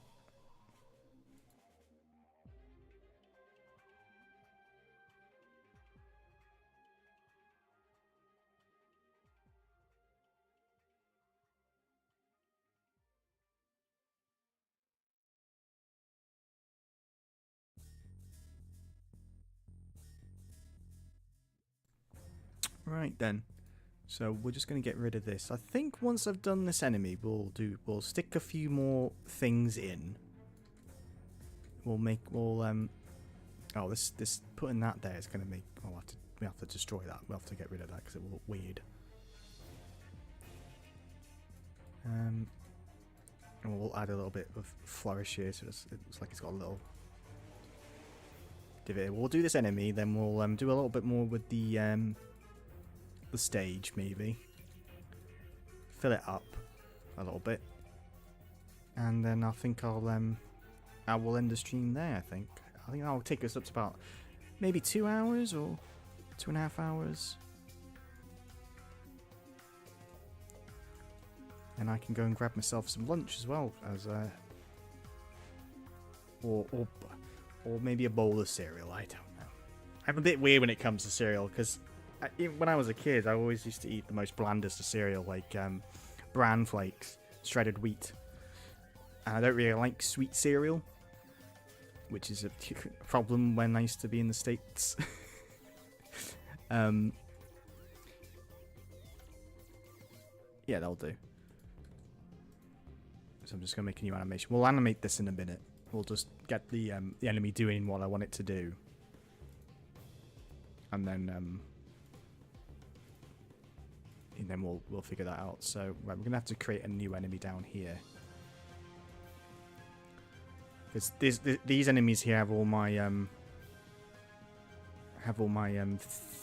kind of like stuff base attached to it. It's just easier to just make a new instance of that. Oh, actually, what am I doing? I don't know what. There we are. And you need to give it a name. We'll call it Egg Pod. Homage to Sonic the Hedgehog, I guess. With old Dr. Robotnik. Actually, I bought the Magic. I used to play Magic the Gathering. I was that nerd. I was that type of nerd. I don't really play it anymore. But I used to play Magic the Gathering. So I kind of, from those days, I follow a lot of that sort of stuff on my Facebook feeds or Twitter feeds. And they released like these things. They released things called Secret Lair. And the other day they did a Sonic one on Magic the Gathering. Actually, I bought some of them. It's the first time I ever bought Magic the Gathering cards in over 6 or 7 years. It must be ages ago. And I thought, oh yeah, I'll buy a set, because I really like the art on it. That was the thing. I really like the art on these on this Magic the Gathering Secret Lair Sonic the Hedgehog. But I thought, if you said 10 years ago, oh, they'll release a Sonic the Hedgehog or Final Fantasy set of Magic the Gathering, I would have said piss off. No, they wouldn't. And here we are. It's that's how much money Wizards want. I mean, I just find that hilarious. I remember Secret Lair's been around for ages though, but Sonic the Hedgehog, it's just Sonic the Hedgehog Magic the Gathering cards. I'd love if they did Super Mario next. That would be great. I don't think they have they?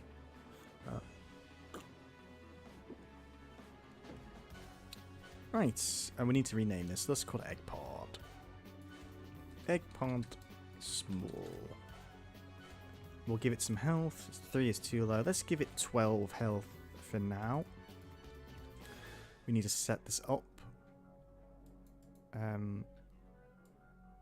Right, we need to have a little like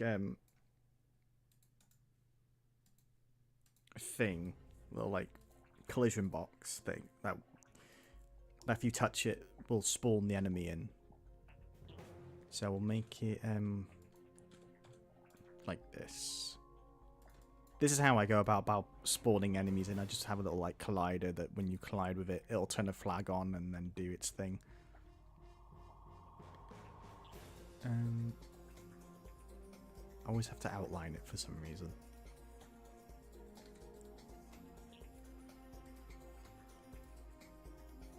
Maybe I should play Ratchet and Clank on this stream. Be quite cool. I've never live streamed a game. Well, I have actually. I did Resident Evil and Dino Crisis. I live streamed Dino Crisis, the first one, and it was pretty much a blind Twitch stream of it. It was years ago, 2017, I think I did it, or 18. And if you've never played Dino Crisis, some of the puzzles in that are absolutely cryptic as anything. There's one puzzle where you need like to memorize some numbers, and for some reason Capcom decided not to have a file system in that game, so you can't go back and look at previous files. You have to, like in Resident Evil, you have to like go back to the actual notes in the level and read it. I spent 2 hours with this one puzzle that I just couldn't figure out about some numbers because I just forgot the file. I don't know if anyone knows what I'm talking about. I don't want to spoil it just in case people haven't played Dino Crisis. But that was the worst game to ever play on Twitch, was Dino Crisis. 2 hours. I was so stumped. I look like a right tit then. But I might do like Ratchet and Clank, the first one. That'd be pretty fun. Right. Let's do the enemies. Let's do this enemies. Let's not keep talking and actually do some work. For some reason, I thought I wrote that as shoemaker, not smoke maker. Right. Egg pod spawner. There we are. And we will start this. Okay, so before we do that, let's actually code in what this is actually going to do. So let's do that. And let's move the microphone a little bit closer. Overall, the sound levels are good. I try and test it, but it's kind of hard to test your. I do a little recording before I go live to make sure everything's okay. There's probably an easier way of doing it.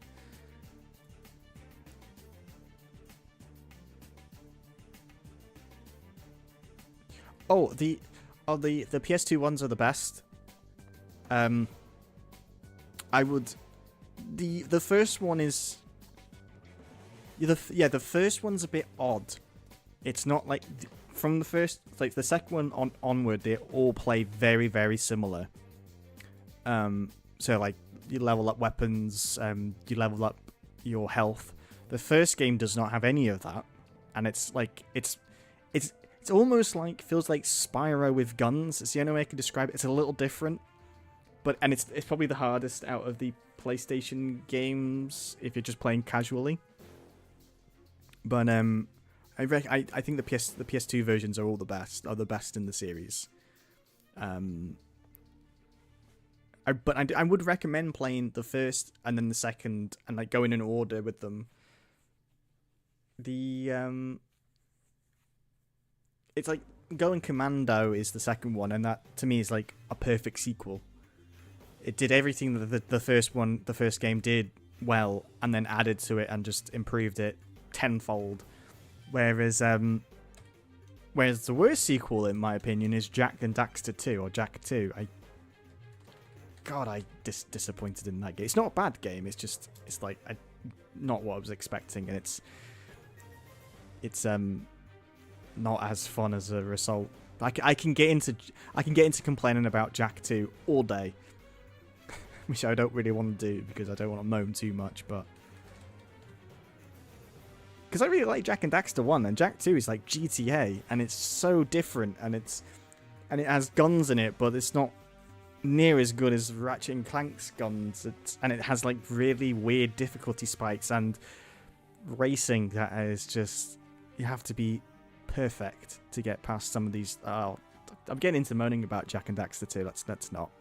I haven't even bothered to play Jak and Daxter 3.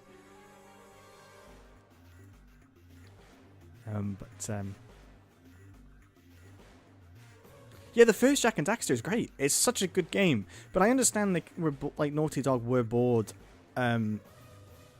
with like doing the platformy stuff and like the cutesy thing. So I commend them going a darker side. That's fine, but I think it lost the essence of being a collectathon or collecting things. It just felt more GTA than a platformer game. There's like platform sections in it, but I think they're not very fun. They're not actually fun to play. They're really annoying to play in some, if I remember correctly. Well, I played it a couple of years ago for the first time, and because I think they had all their focus on the GTA sections, and then the actual platforming sections just felt a little bit undercooked. It's still a good game. I don't want to say it's a bad game. It's still really, it's like still a really good PS2 game, but it's just has its issues. Right, I've lost focus. Let me work out what I actually need to do. So when it comes in, it needs to come down and slow. So we'll need to, first things first, we need to actually put it out so I can test it. And we'll ignore this for now. I just want to. It's got movement. We want to start up there. We'll give it some speed of 40. So if a flag is off, let's say if flag 1 is off and the speed is greater than 0. That's not the right one. Movement speed is greater than 0. We'll lower the speed. Movement speed. Its current speed minus, we'll do 2 so it slows down. Maybe. Actually, we'll make it look pretty neat. We'll do it when it's 16. It comes down fast. Ooh. And then when it's that will make it slow down gradually. That'll look better. And when the speed is actually 0, we'll turn the flag on. Like so. And then oh no. Ooh. That's off. You need to turn it on. And when the flag is on, we'll add a little value to it. So I've got my timer values here. We'll add one to timer value 5. When 5, we'll say 32 frames. We'll change it to animation to 2, and then we'll spawn in the enemies. We'll give it some little special effects soon. Just gonna see if this actually works. Where's my enemies?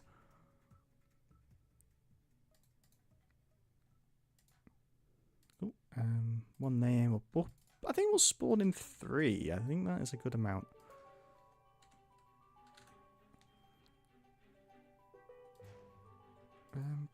Minus 24. 20. Oh no, minus 24 on both.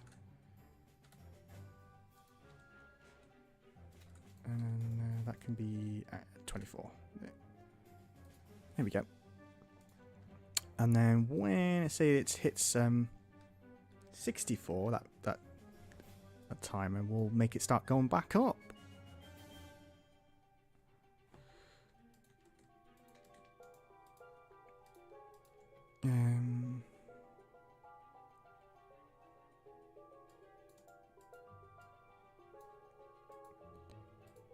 This is how I do things. Oh, we need to actually make sure it goes up. So it'll end up just going back down, won't it? Give it a direction. No, not look. Oh, I haven't saved in a while. There we go. I'm terrible at that.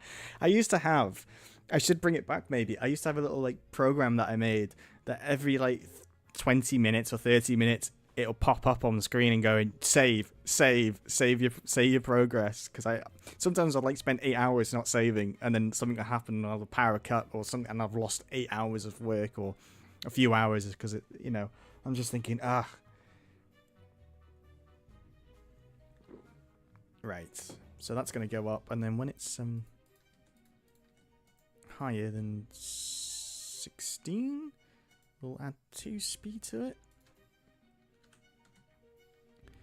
And then I think when this timer is higher than 128 and it's off the screen, we'll destroy it, so we'll despawn it.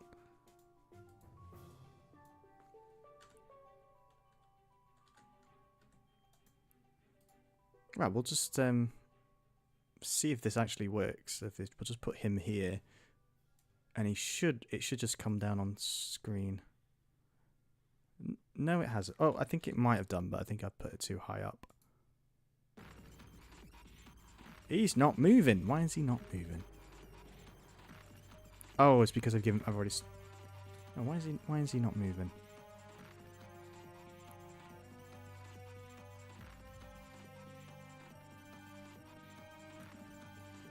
He's just. Oh, I know why. I need to give this the speed as well. That should work now.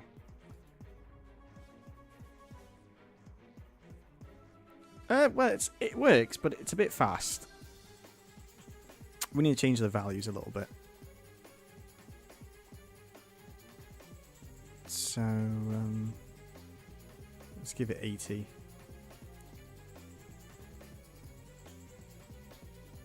See what happens if I do it like this. Bit too fast now. The tinkering stage. I think this part here needs to be a little bit more, I think. Just slow down a bit more. There we go. That should work. Give that a save. There is auto backup. There is. Yeah, I think it auto backs up. I think it also backs every hour or every 30 minutes. And then at the end of the week, I'll have loads of these auto save files, and I'll go and delete them all because they had like different separate things.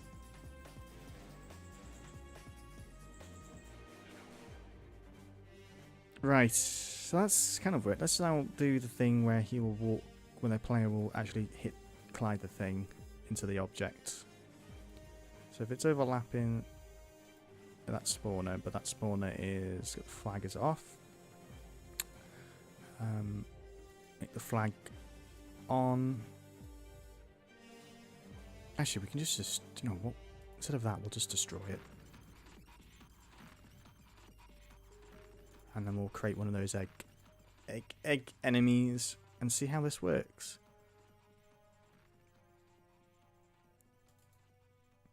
So I want it off camera so it comes in.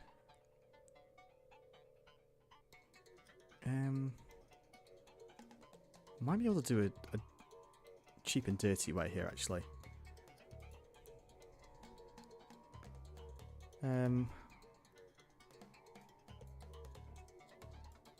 Is that Rick Mail actually on? And does he follow? No. Do you know what? I'm going to use him. I'm going to use him as an anchor point. You're going to go in the middle. You've been upgraded, sir, Rick Mail. You're going to follow. I'll do this. I'll make this a little bit better, but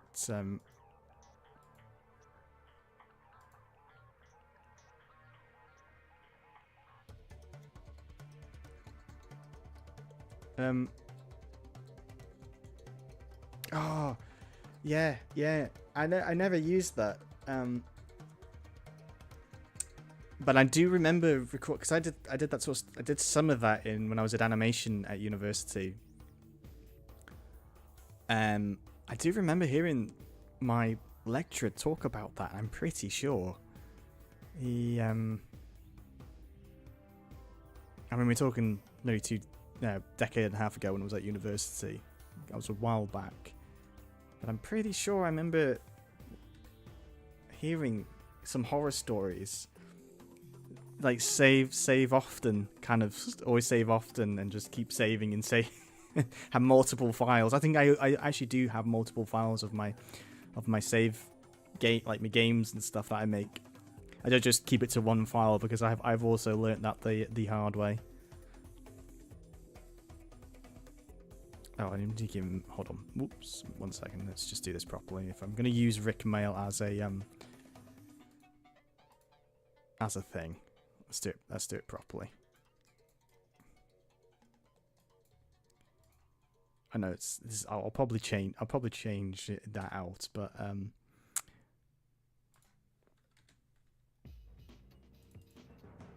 stick there. I just wanted to see if this actually works, then we'll figure a better solution. Oh, does this actually work? Alright, well they spawn in and they're annoying. Oh, did I actually put the spawner down? Oh, it'd be beneficial if I actually put the thing I want to test in the playfield. Right, you're all so annoying. You flying things. It does work. He comes down a little bit too low, but it does actually work. That's pretty neat. That actually has gotten smoother than I expected. So we'll make him go up 48 by pixels, and then we'll animate it so it looks good. Gotta get a machine gun, so it's just... Yeah, it actually works. I think he needs to be... actually needs to go out a little bit further, so I'll just move him Rick Mail. You can go over there.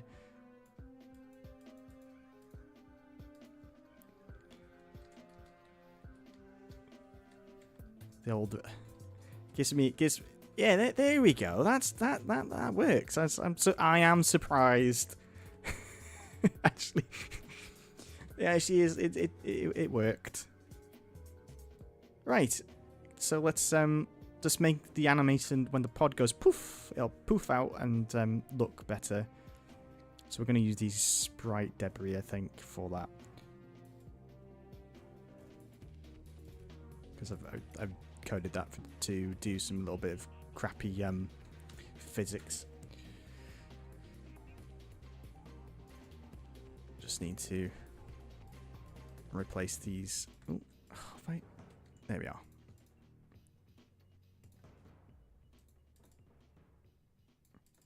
Just do this real quick, and then it's got this enemy has gone more. Usually I'm like here ages trying to debug something or test something, and he seems to have behaved. He actually does what I've been telling him to do. I like that. But I'm just I don't want him just to disappear. These enemies just to kind of I want the pod to have a little bit of effects like this, so it pops open. So I think that'll look nice. These are sprites from another game.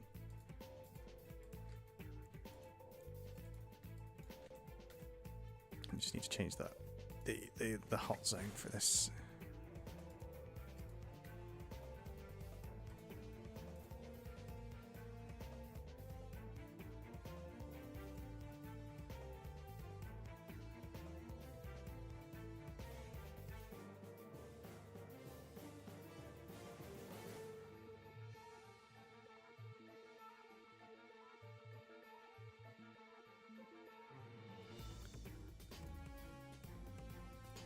Right, just want to find you and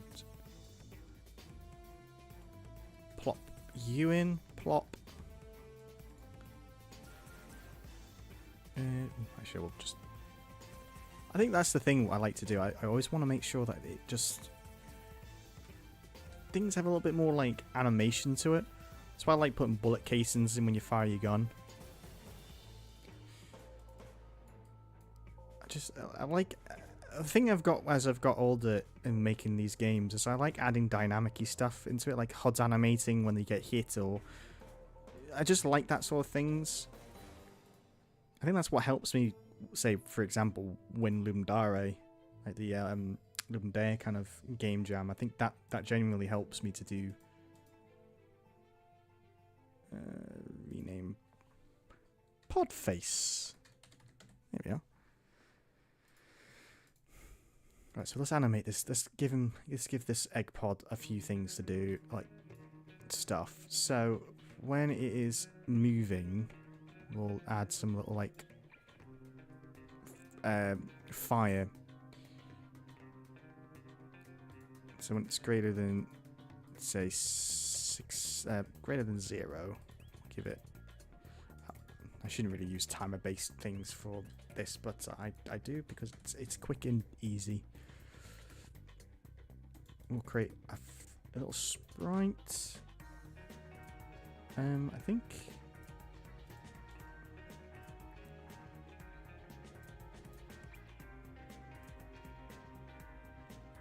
Oh, the original Syndicate.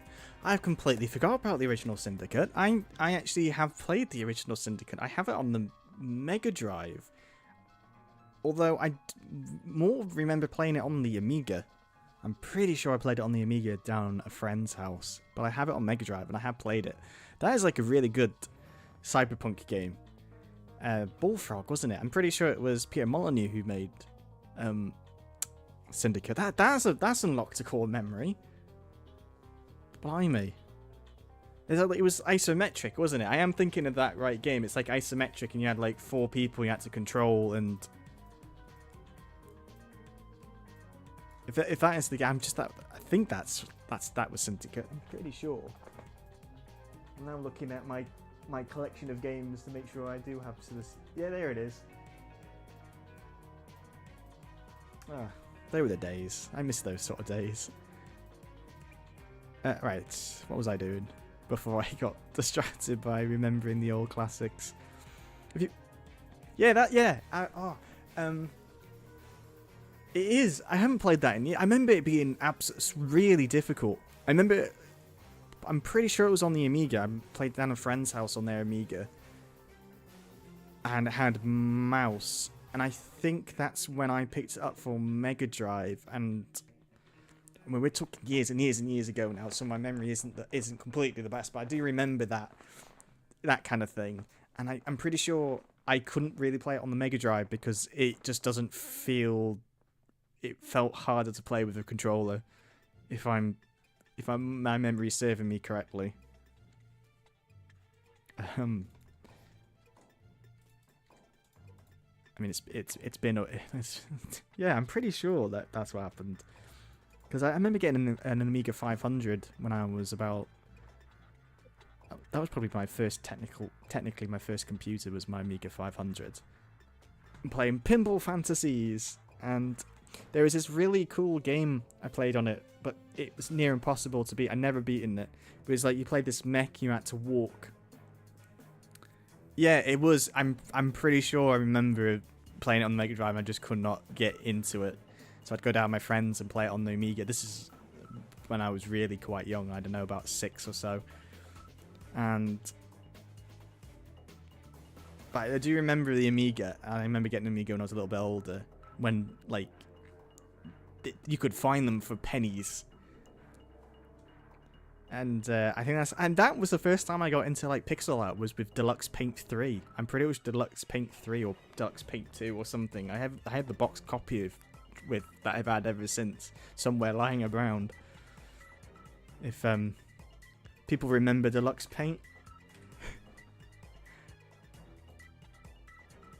Oh, they were good days. Pinball Fantasies was my favourite Amiga game though. It was Pinball Fantasies, Pinball Illusions, and Pinball Dreams. They were the 3.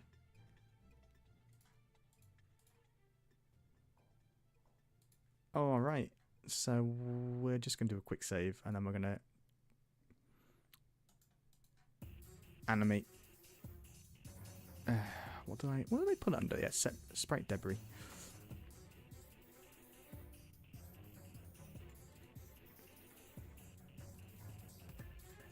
And we'll make sure they get animated correctly. Go to the right animation.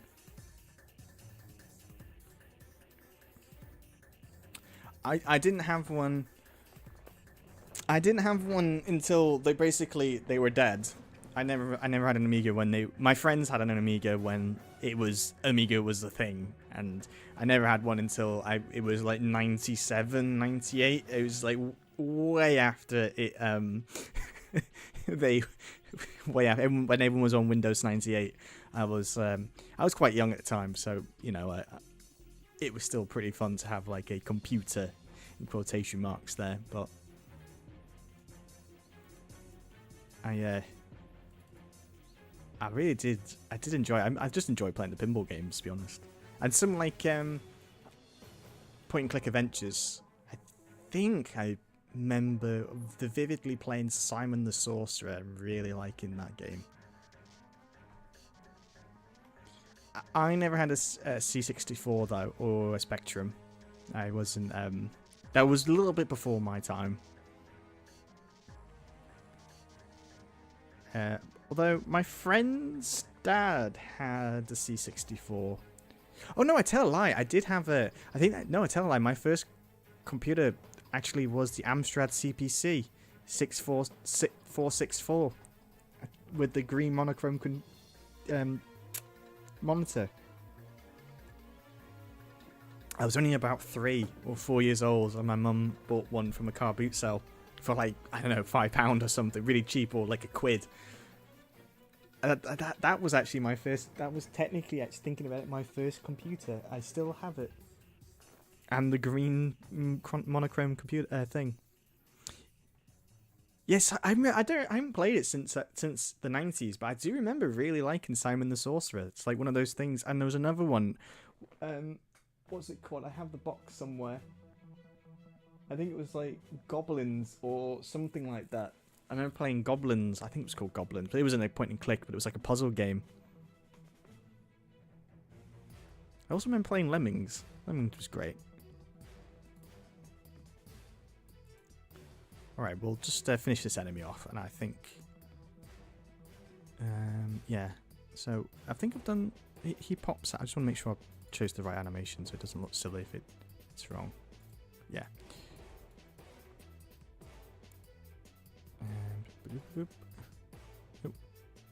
Oh no, I put those on the wrong ones. We're gonna create another sprite thing. Put him there. Oh, actually, what am I doing it like that for? Change the pod face, and then we'll do some dust effects. -8, -8. Actually, we'll do 12. And we'll see how this works now. We'll see if this looks good. Little spawner enemy. This might look good, or yeah, I think that's all right. Wasn't really paying attention. I think we need to give those pod things a bit of inertia. Because they're just going to go up like that. That looks a bit crap. So we need to give them so they go out on the side. Yeah, they need to go correct. And the flames don't look the best, but yeah, I miss the good old days of gaming. I do think the gaming scene has changed. That's why I like indie games, because a lot of the indie games kind of has that kind of vibe of back in the day, when I do think gaming was probably at its peak. I think peak gaming was the PS1 era. That was, to me, I think, is when just that. I mean, I do like the 2D stuff in like the Mega Drive and the Super Nintendo, but I think PS1 is really what elevated gaming. And I'm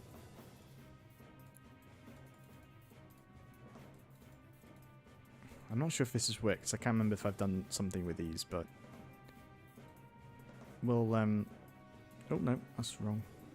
Why have I done that there for? It should go. Oh, should go here, but absolutely made a pig's ear of this now.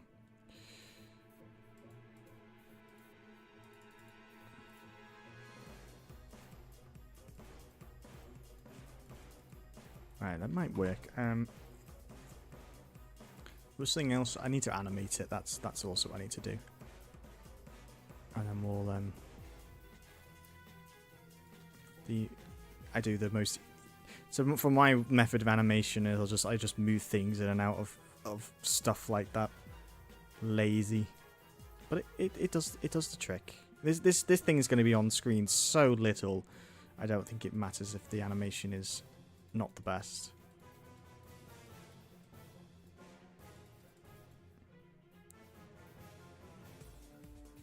Yeah, I think to me, I was in a PS1. Well, I was more of an N64 kid, but I also had my stepdad had the PS1, so I grew up on PS1 and N64, and some of the best, because a lot of times people were experimenting back then about game. You get a lot more experience, like the Dreamcast. Also, I would add into that little mix of things because that's my favorite console ever made. I love the Dreamcast.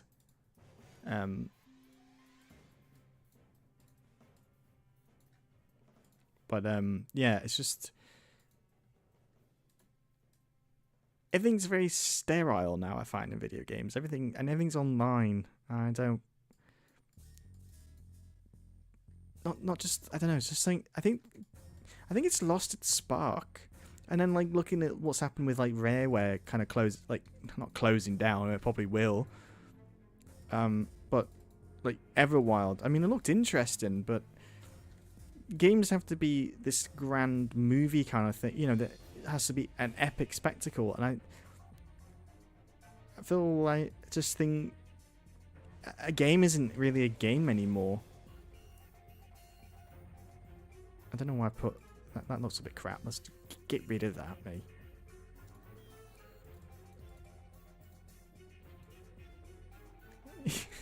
This will do. I'm just old. I think I'm just old and moaning.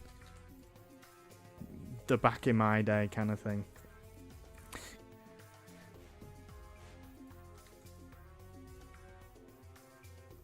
Back in my day, you didn't have to update games. You just pop the game into the console and it would play.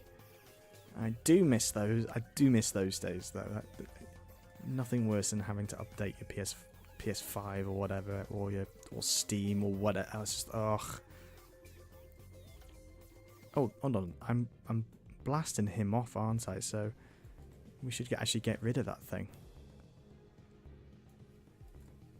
Because he's actually now a thing that goes off. I forgot about that.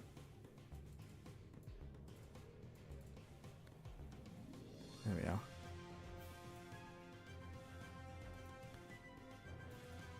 Just copy and paste that. Stick it over there. There we are. Then we'll go and grab this bottom part. Oh, hold on. There we are.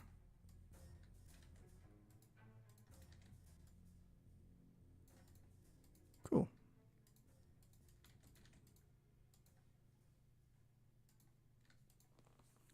Yeah, no, I'm the older I get, the more I'm getting like that. I have even started using that was the fashion of its time a few times, non-ironically, in conversation. Especially when talking about, like, I don't know, the haircuts of like the mid 2000s to the early 10s. There was this really weird hairstyle that I haven't seen. I didn't see before then, and I don't think we'll see it again.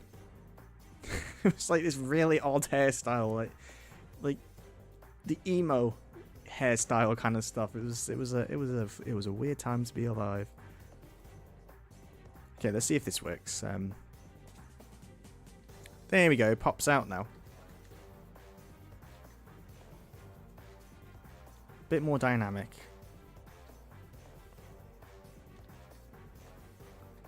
Yeah, right, well, we've done an enemy on stream. That's pretty neat. Although they're kicking my butt because I'm not paying attention. I think I need to lower the... I will have to lower the health down for that thing. Because you won't be able to kill it in time, I don't think. Although maybe I don't want you to kill it in time. Maybe I do want you to just have to fight the enemies. One more time just to make sure everything is okay. And I can then reuse that maybe for a bigger dropship kind of thing. There we are. We've made an enemy. We've done some little cool tidbits. I am quite happy with that. I do not want that to be created on the start. I think I've done pretty alright today's stream. My couple hour stream. Hey, oh hey Mort. Hope you're doing well. I've just had a nice little moan about the current state of the industry. Of the gaming industry. Today's been a more of a relaxed day. I don't know. I've had no action plan for today. Although I probably will be taking a quick break in a minute to go and make myself another cup of coffee, as I have finished my coffee. This isn't Game Maker. No, it's a program called Click Team Fusion.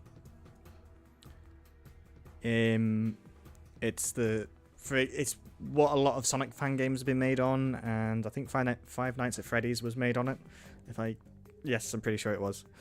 So yeah.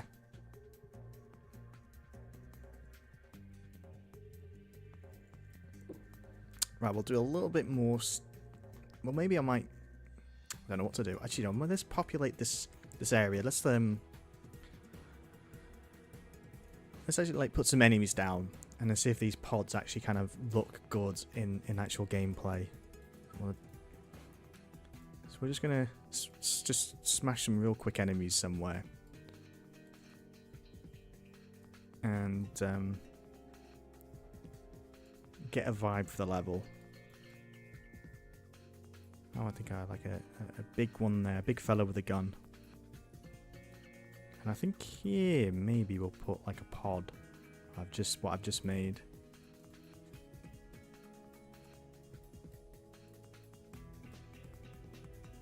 And see if that kind of looks good.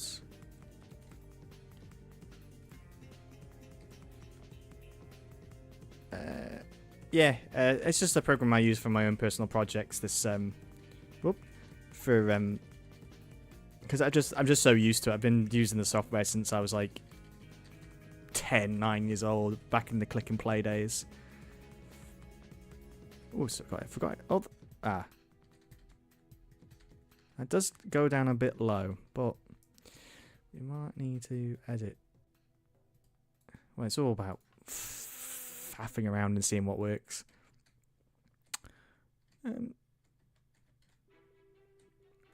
So if it kind of for some reason OBS does not like this software, sometimes it kind of stutters. There we go. Do you know what I need to do with that? I think the problem I've got with this pod, I've just noticed, is that the enemies just come out and go straight towards you. I feel like you need a little bit of a grace period so you can react to it. I think what I'm going to do is with those homing enemies, if they come from the pod, they kind of spread outwards first and then follow you. Otherwise, it just kind of is a bit too. You have to really, you have to have like good reaction time to it. So let's do that. I think that's a good idea.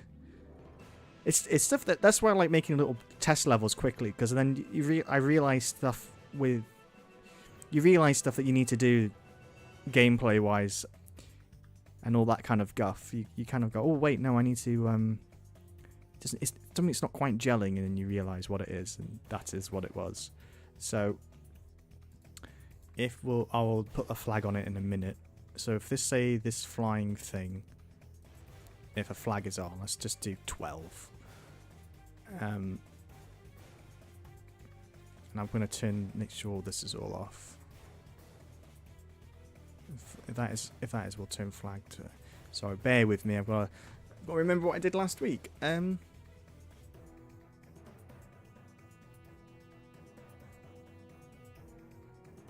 Yeah. All right. Let's turn that off, and then we'll add a value to it. Let's do what? Because this is how I count. Well, maybe it's probably quite boring watching me kind of do this sort of stuff, but we'll get something to. We'll do something fun after I've had another cup of coffee because the caffeine's starting to wear out now. Right. So when it is greater than 0, and does it actually when it's 1, I'll just do it this way. We'll set it to go any direction. Actually, we'll make it all go up. We'll don't do any direction. Let's do it all go like that. Give it a random speed. I don't know, 16 plus random 8.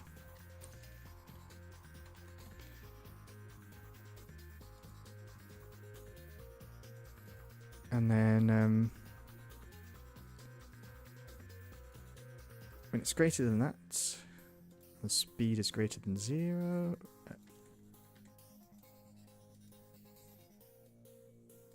We'll make the speed go down. Movement.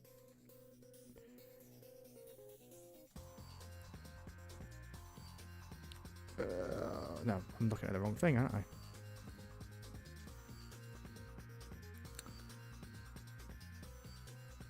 And then when it... Make sure that's all got that on. And then when it is equals 0 and the flag is on, we'll turn the flag off. And then it should then start behaving correctly. Go back to that up there. Look at all the sloppy code. Is that, yeah, it's that one there. 32. If it works, though, it works. That's the main thing. Okay, let's see if it actually works, though.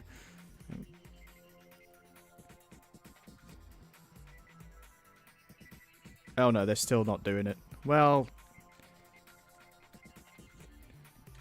you're not behaving, guys. Why? What have I done wrong? Is that getting? We'll figure it out. It's always going to be some problem where I've done something stupid, as I always do. Doo-doo-doo.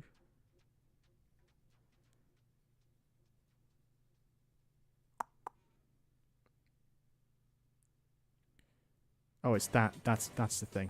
That's why. Because it's just going to keep reading that, isn't it?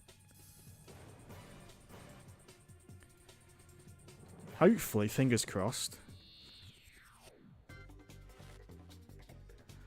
No. But it's for some reason though, they're not as dramatically following you. Yeah, that is 90% of game dev. Why is this not working? I'm just gonna plop that in every single one. Just the flag is off on every single one. And make sure I did actually turn flag 12 on. See if this works now. Give it a go. Hey, it did actually work that time. There we are. Nice. Just simple as that. Let's try one more time. Keep testing. I don't like just test once. I like to test like a few times to make sure it's not just a fluke. Yeah. I think their speeds could come out a little faster. But that's done. Pretty cool. I'm happy with that. We're making progress. Let's give it a little bit of boost in speed. Let's make it 24. And try that, see if that looks nicer. There we are. So that gives you like the player a little bit more reaction time to like, oh wait, there's enemies coming in. I still need to fix him because he still gets these little things still get confused, bless them. So if we're going down here, there should be a spawner pod. Yeah, I think they still come down maybe a bit too low. We might have to edit that for the spawner pods. Would like needs a little bit more higher. So where are we?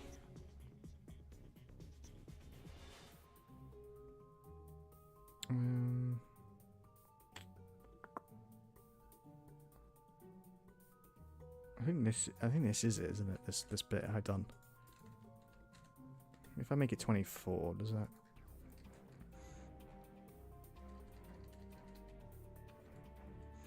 Seems like they're coming down a bit. Bear with me, we'll get to the place. Oh, he stopped up there. Right, we're gonna have to put something in there that makes it goes onto screen and doesn't stop. It won't stop if it's off screen. So, I think that might be for another day, though. As it's getting to the afternoon for me, and I've done my dev is a lot of it's just trial and error. But I think I will be ending the stream soon in about a few minutes, like 5 minutes.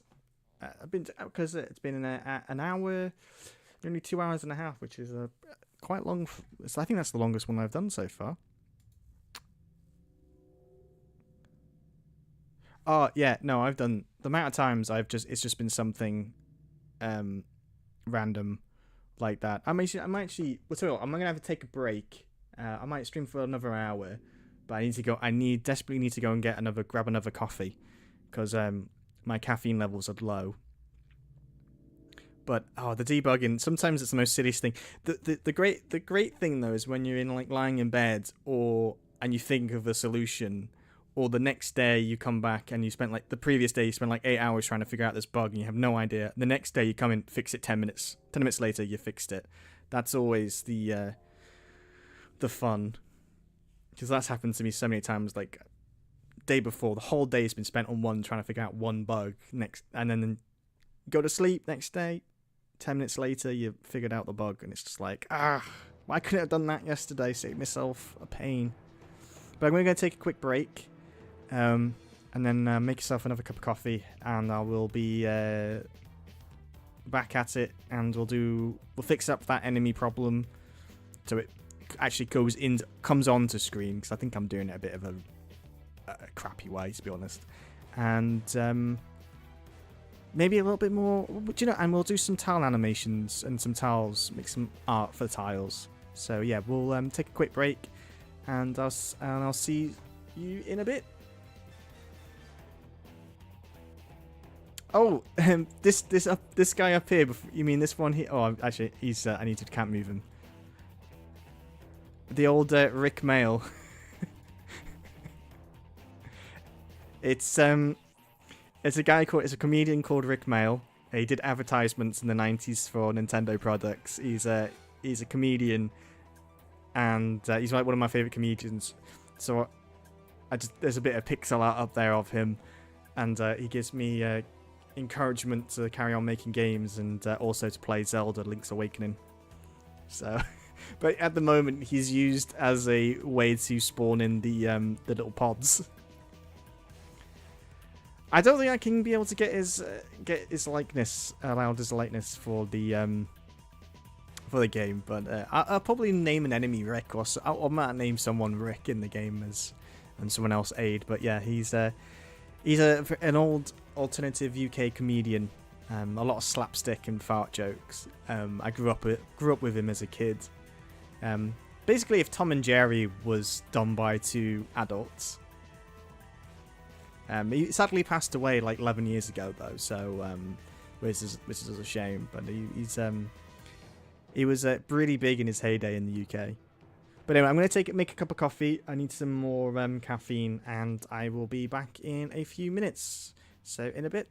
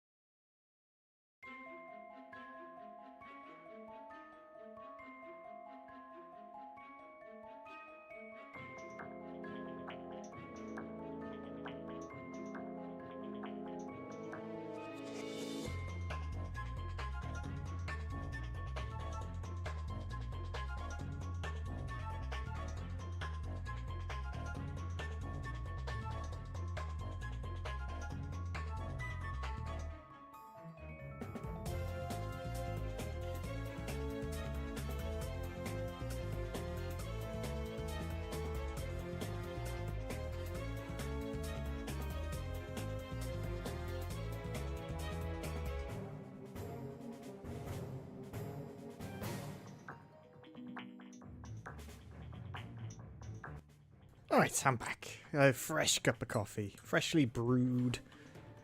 Give that a stir and a sip, and then we'll carry on. We'll, Yes, Rick Mail. I remember the day he died. I remember it very vividly, because he was like one of my, him and Aid Edmondson are my favourite comedians. Or, yeah, I'd say they are. And I was in America. And I woke up to the news, because I was 8 hours behind the UK, I think I had about 40 messages from all my friends saying, hey, Joel, Rick Mail's dead. And I'm not ashamed to admit it, I did have a cry, and I got a little bit drunk that night in honour, and I went around picking my nose and flicking it at my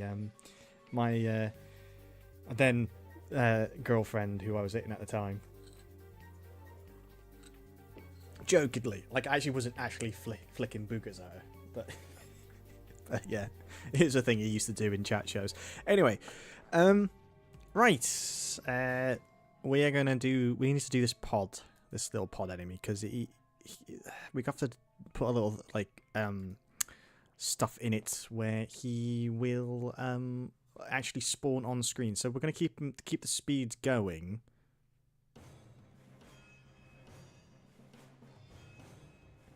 Yeah, so what we'll do is we'll make sure when that only that happens when he's on screen. And if he's not on screen, well, no, actually, we'll do a flag instead. We'll put a flag on. So flag 3 is on. That's what he'd do. And if flag 3 is off, he will just keep moving down. And then when he's on the screen, position close to Windows Edge, let's say -16, and we'll turn the flag on. That might work. I don't know. I'm trying to think in my head if the logic will work. We'll see. Well, it comes down quite far. I mean, he's still not. It hasn't butchered the. Let me just get past everyone. Well, he's coming down quite speedy. He's hitting the ground now. He definitely wants to be on screen.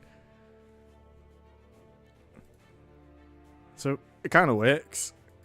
Let's lower his speed. That might be better. Let's do it to 40 and see if that works.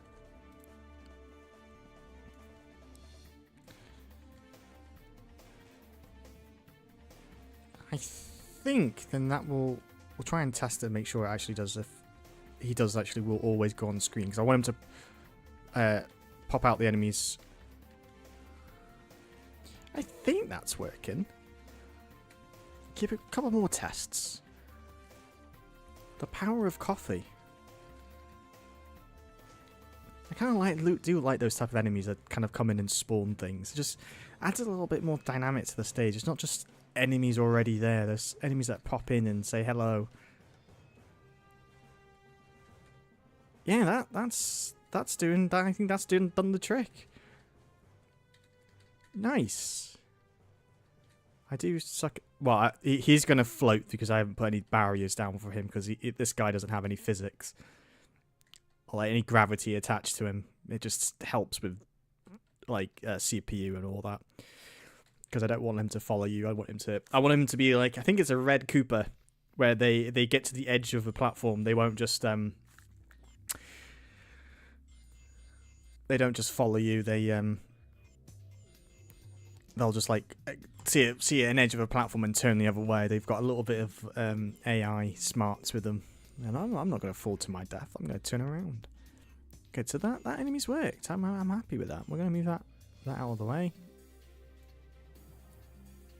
Oh, I already got him there actually. Just keep that there. Right, so let's get rid of the enemies for now.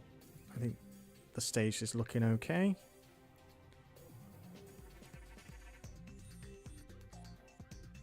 And we will figure out what to do next. I'm not sure if I want to do another enemy or not.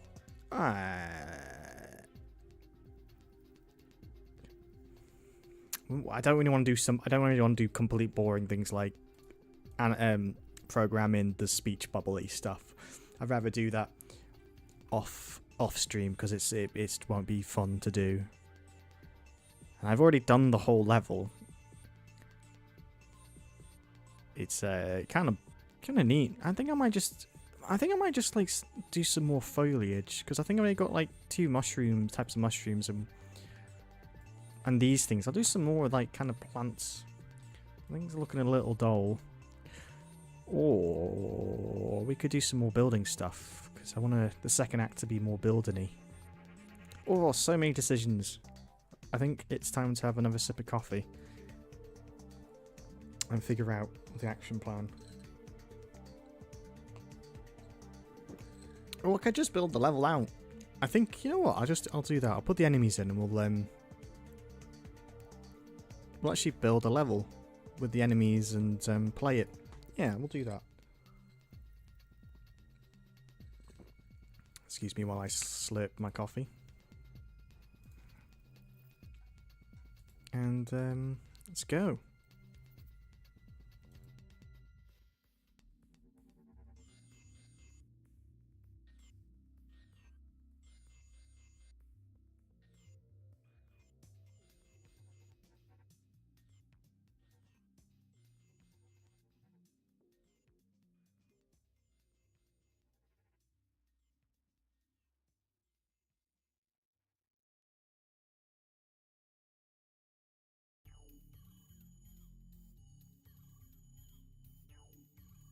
Sorry if I had to mute my mic because there is someone who's decided to rev their motorcycle outside.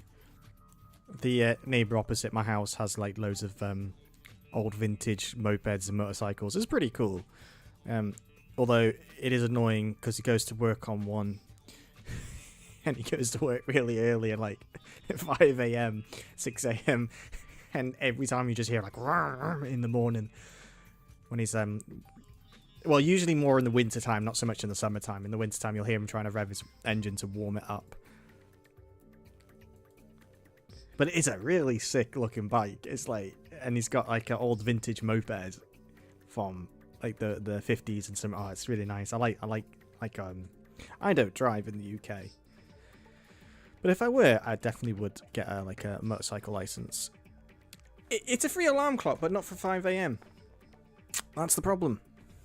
It's usually about 5 AM, 5:30 in the morning, and it's okay if I'm like doing nights and I'm staying up all night to do stuff. Because I used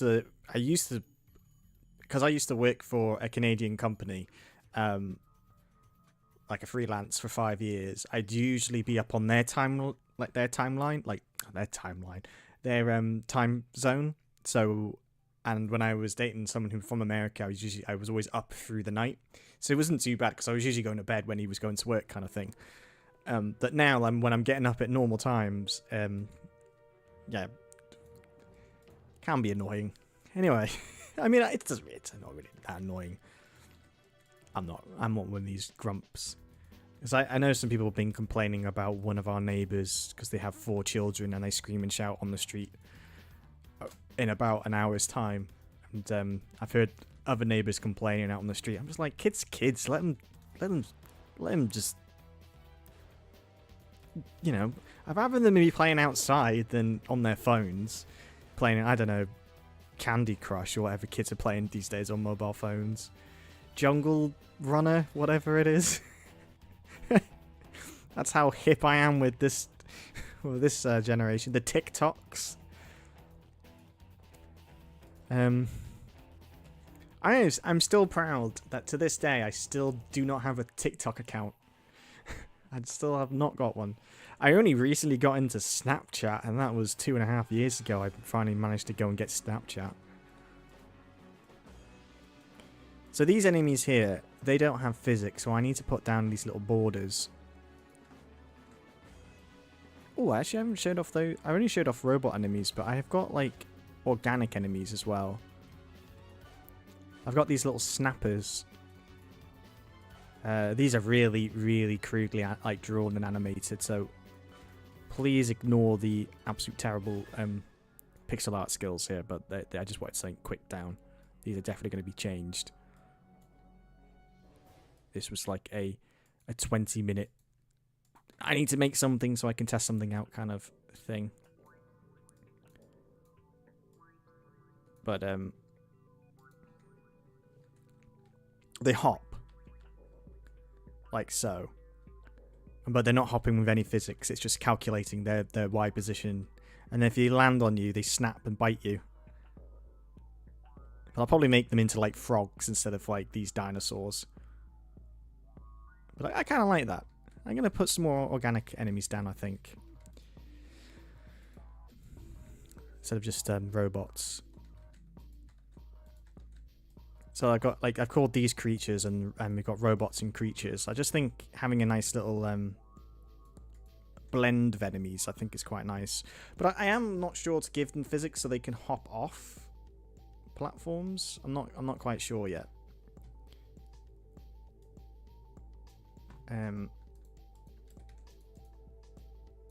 But I feel like they're creatures, so they'll be smart.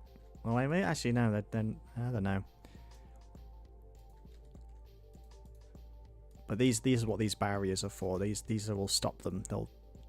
I can actually make it so without having the barriers, they'll collide with a backdrop or like an obstacle, and then they'll turn. I can put that in, but I find it's just easier just to do two different like kind of colliding barriers. They'll stop when they touch them because I can reuse these for other things. Then it's like kind of poor coding, I guess, poor like method to do it. But this is how I used to do it in the old-fashioned day, and I think I'm just set in my ways kind of thing. Yeah,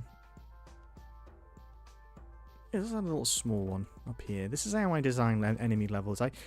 How I design a level, if anyone's interested, is I will make this the actual kind of I'm just going to delete these, so we'll just like I'd actually make the terrain, the level geometry first, but I'll leave little places like this where you can div it in, and so I know, well, this area is flat, so I'm going to put some enemies here. But what enemies, I don't know until I get around to them putting the enemies in. And then I'll put enemies in, play through the level, and if I put an enemy in a stupid position that's too hard to dodge, or, you know, is too much of a dick move, then I'll edit it up.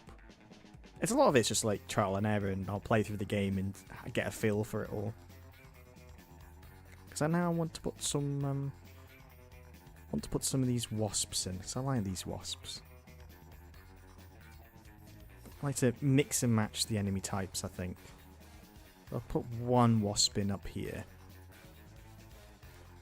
Maybe another one of these guys.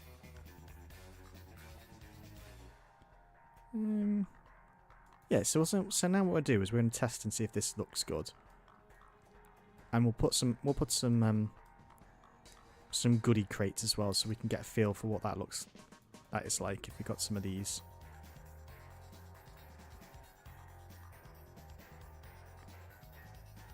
Basically, this is how I make a level. See what's fun, and then go with it. I'm gonna I'll put 2 up there, and put 1 there. Actually, I'll put 3 there. And 2 there, and then we'll put 1 cheeky one in the corner. There we are. Right, see, that's how this works. And pretend I don't have double jump. So I need to delete the save file. Because you're going to start the game with just your pistol. Because I do have a little bit of a story. Is where there's a distress call. You come in, but you get hit by a bullet. So you lose all your gear, all your weapons. So you only got your blaster, and you've lost your double jump, blah, blah, blah. So you're going to have to go and find your gear. Is your first objective in the game.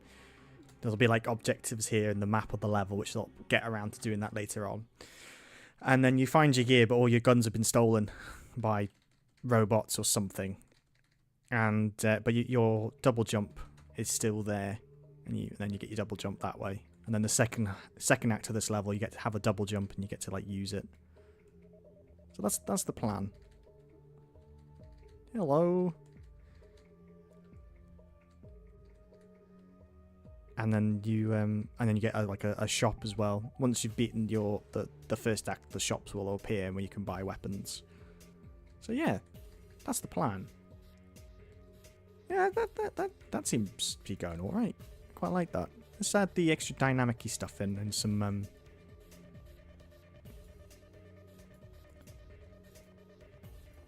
This is like this is why I love listening to podcasts when I'm doing this sort of stuff, because I can just not think and then put my head on standby and just go with the flow, and just really handy. This is just really handy when this is like so monotonous and you can just like chill and listen to podcasts. Nice. It's not all doom and gloom making indie games. There's some upsides to it. There we are.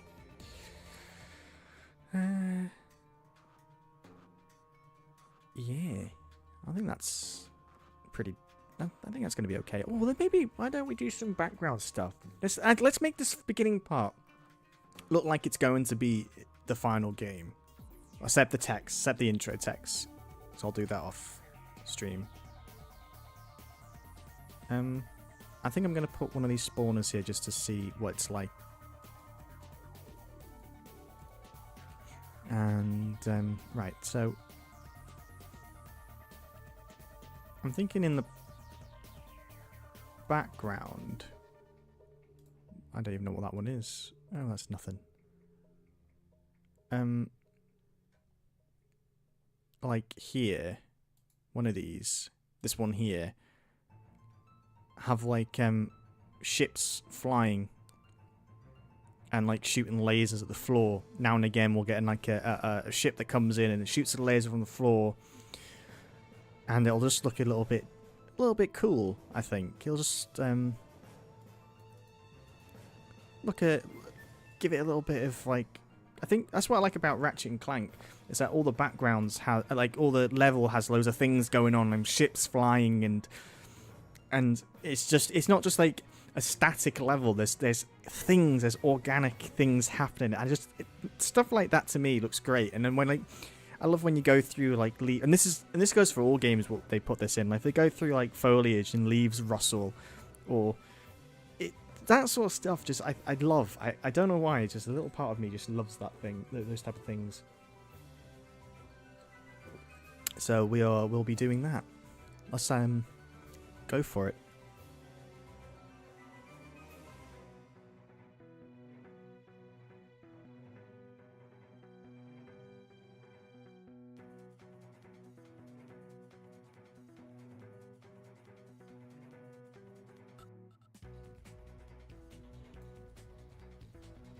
Definitely, I definitely might have to stream playing Ratchet and Clank on this channel. I mean, I'm not sure about streaming games. I don't know if people would be interested in.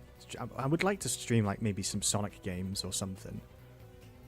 But what I'm doing real quick here is I'm going to edit this enemy, and then I'm going to make it a little bit more like a ship.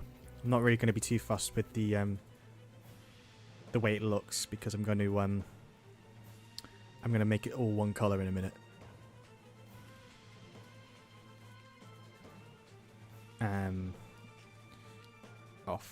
Off the screen.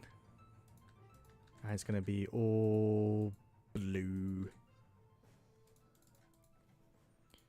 I've got a little art program here that helps me fill in colors and stuff, so I'm just going to use this real quick. And so now it's that. And then we need to resize it. So we'll go into paint to resize things. That looks rubbish.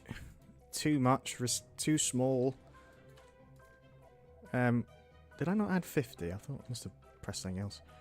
Yeah, that'll do. And we're going to go here.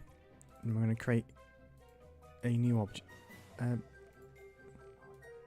going to create a new object. There we go.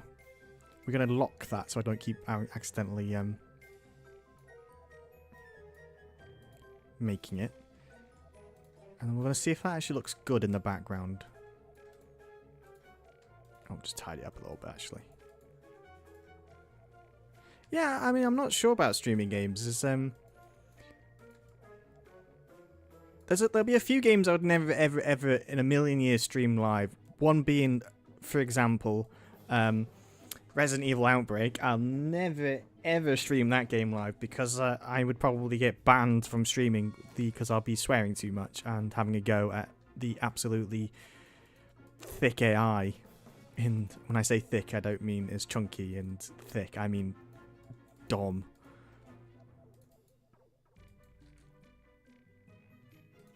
It's or Dino Crisis. Although I know the puzzle now, so it won't be a problem. But if I get a subscriber goal, I did do a subscriber goal. I forgot I did that the other day because I was doing research about how to do stuff, to do live streaming, and you've got to have like a subscriber or something goal. So I thought, okay, if I hit that, I'll play Sonic R for 24 hours straight. I would love to do online co-op. I have no idea how to emulate it and stuff like that. So that would alleviate a lot of my problems.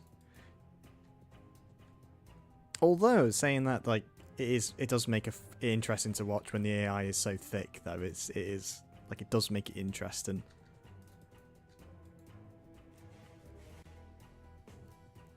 Like entertaining to watch someone struggle trying to make the AI do or actually behave.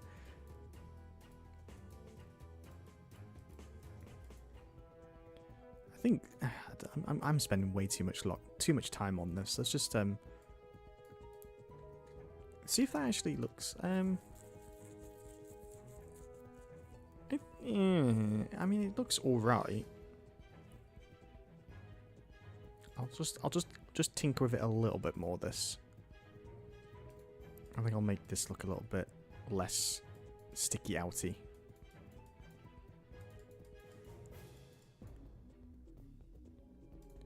I bet it's a really good game online.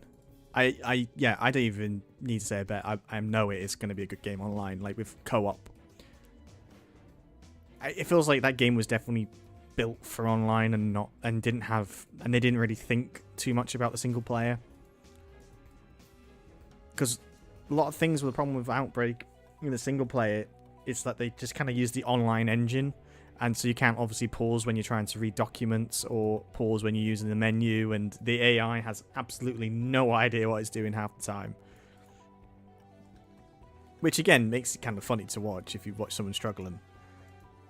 Because I've now watched a few blind let's plays of Resident Evil Outbreak to see if anyone else struggled like I did, and yes, people did, people very much did, and I'm like, good, I'm not the only one. Although people seem to like the scenarios that I hated, and although there is a massive consensus that everyone hates the Hive, and Resident Evil Outbreak, everyone absolutely despises the Hive, which I'm so happy about. Because that I still sometimes have nightmares to this day about the Hive from Resident Evil Outbreak.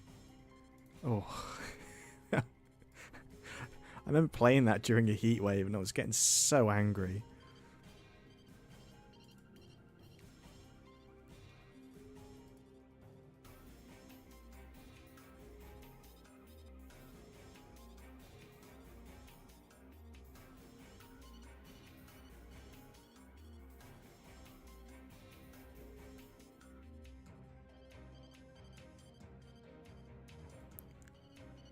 Right, so this is the world's most crappiest coloured background ship. We're just gonna grab myself another colour from a little palette. I've got a little palette thing on the side that helps me. Here. All right, well, just add a little bit of depth to this thing.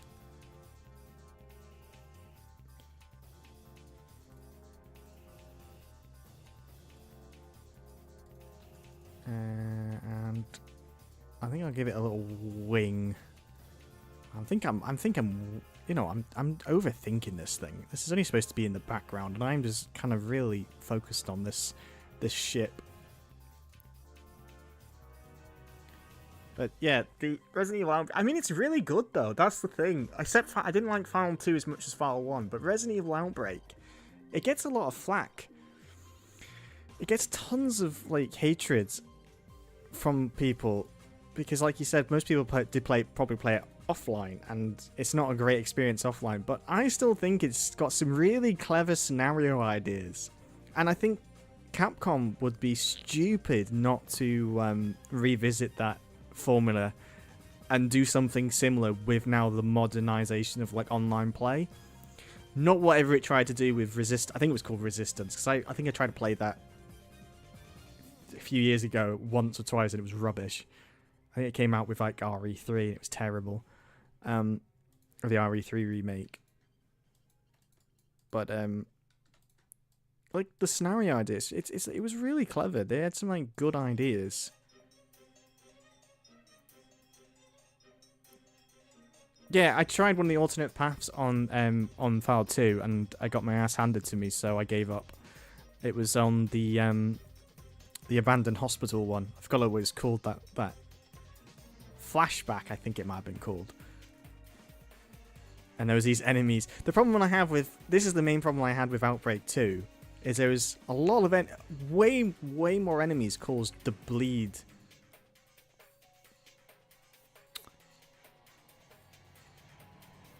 I think, oh yeah, there was two, wasn't there? It was Reverse and Resistance. That was it. I remember there was two.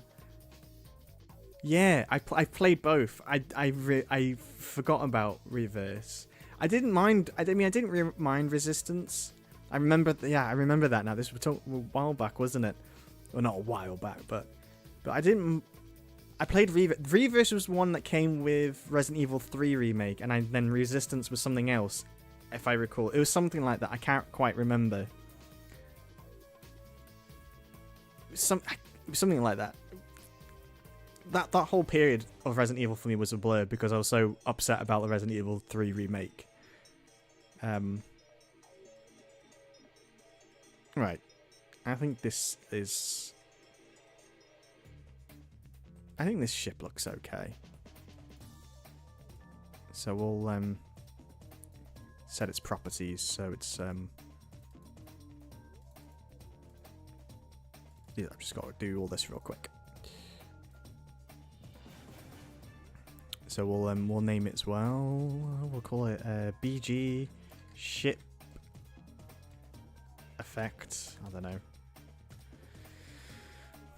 And I want it to shoot bullets. So we'll add some bullets in. Make a bullet one.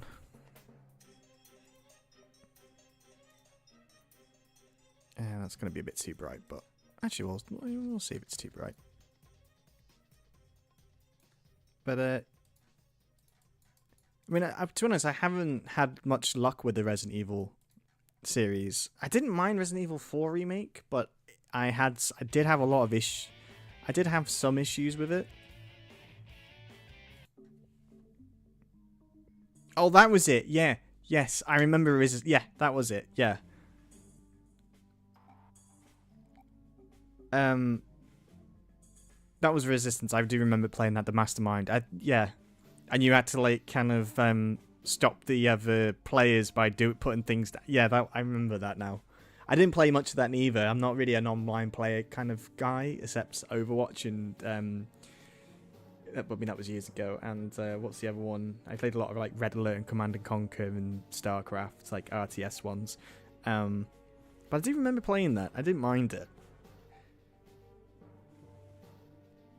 But yeah, Resident Evil 4 remake, I had some issues with it. It was nowhere near as good as the original. I'm sad that like Resident Evil's kind of lost its campiness. I do miss. It's all kind of gone way too serious. But then again, I think that and go, well, I think I'd rather have it serious than campy, because at least when they're serious, they're actually trying to make a horror game and not an action game. So I just want to make sure this looks okay on the... Yeah, it needs to be a little bit duller. But the Resident Evil... Was it Resident Evil 9? I saw the trailer for that about last month, and that looks really interesting. And I like... So to link back to Outbreak, they're tying it to Outbreak, and I'm like, yeah, that's interesting. I don't know if you know, but it does in the trailer is if you've seen the trailer, they like kind of like I'm seeing good. Outbreak is canon. They're actually maybe it's a hint that they're going to do something with Outbreak, like the Outbreak series. That would be nice. Okay. I've just been rambling on and not actually doing actually doing any dev game stuff. We'll do this background, and then I will probably call the stream, as I am I've had nothing to eat all day yet, and it's getting up to 4 o'clock. So, and I can settle down and then join in for someone else's stream. I hope they do remaster the Outbreak series. I also wouldn't mind a remaster of, you know, Code Veronica, because they completely and utterly forgot about Code Veronica. So, which is nice. The one game I thought like needed the biggest remaster, which was Code Veronica, they completely skipped it. Which baffles me. Let's actually do that again, shall we?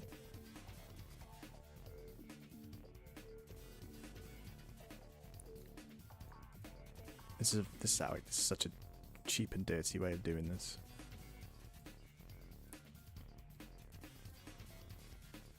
Alright, let's add a little bit of ship flourish in the background. And then we'll play a little bit of the level and see if it looks good, and then we'll call the part.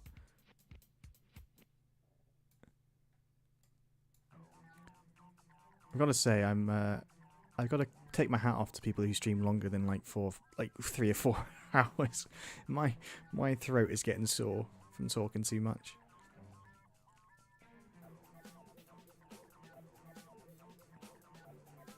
It definitely feels like it's a main entry. I quite like Code Veronica. The only like issue I have with Code Veronica is I don't like Steve. But I mean, he's not the worst character, but he seems a bit whiny to me. But I know a lot of people who really like Steve, so each their own. But the main thing is it's so backtracky. It's so long. People say it's like the hardest classic one in the series. I kind of disagree with that. I think Resident Evil 3 might pick it, might just pick it at the post, But I think the amount of backtracking and also gotcha moments. There's so many gotcha moments. If you don't know something's coming up, you can really, really get stuck by not putting weapons away. But I mean, I do like this. And then the Steve thing that happens at the end with Steve is really annoying.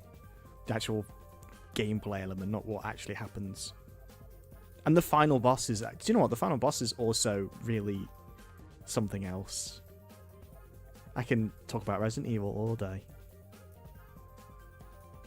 Alright, so just going to do this last thing. Ship effect, BG. I want to just see if this looks good. So we're going to give this a random thing. So when it's below 100 thing like that, we'll add a random amount of numbers to it. So we'll just add random 5. When it's greater than... Oh, no, whoops. When it's greater than that, set that back to 0. And then create one of the ship effects from here. And then when the flag is off, say flag 0, give it a random speed. I say 20 plus 17. And turn the flag on. When the flag is on, we'll add in a random amount.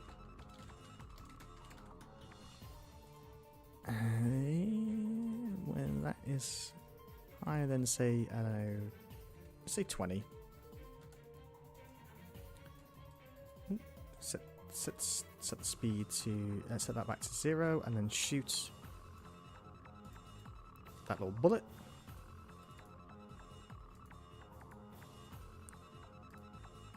And we just add these in real quick to make sure this. And that needs some, yeah. And when that is off screen, destroy it. See if this works. I hope it works.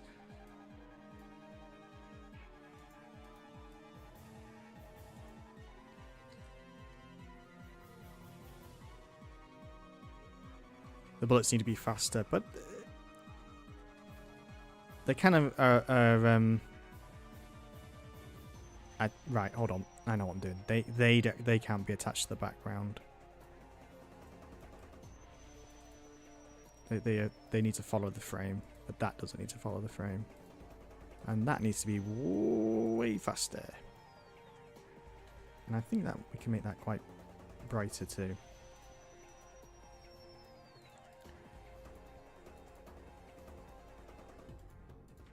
See how this looks now.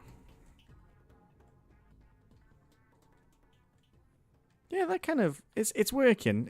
I need to like tinker with that to make that look a little better. But we got little ships in the background that's firing. Just needs a little bit more work doing to it, but it's there for a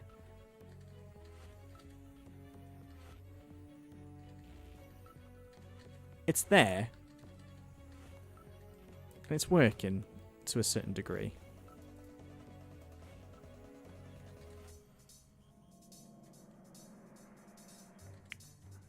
Yeah, kind of like it. I think that will add some more dramatic like tension to the. I forgot even you were there, mate. Like I think the graphics need to be edited and some values need to be tinkered with, but I think that's like kind of making it like this place is under siege now, and I might have some like ships in more foreground doing it. I don't know yet. But there we go. I think that will be the stream for today. But I've done quite a bit today.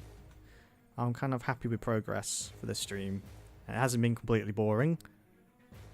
I've done a little pod enemy. I've done some extra graphics with animated mushrooms. Yeah, I'll probably put a little like a variable so in it. So instead of like making different ones, I'll just change the size randomly so you can have big, small ones and do it that way. So instead of like doing different graphics, I'll just do it in engine and I'll resize it, because I was thinking that too. And but yeah, I think that this is the stream for today. I've done quite a bit. I'm happy with progress. We've got a level going. We've got add smoke effects. Yeah.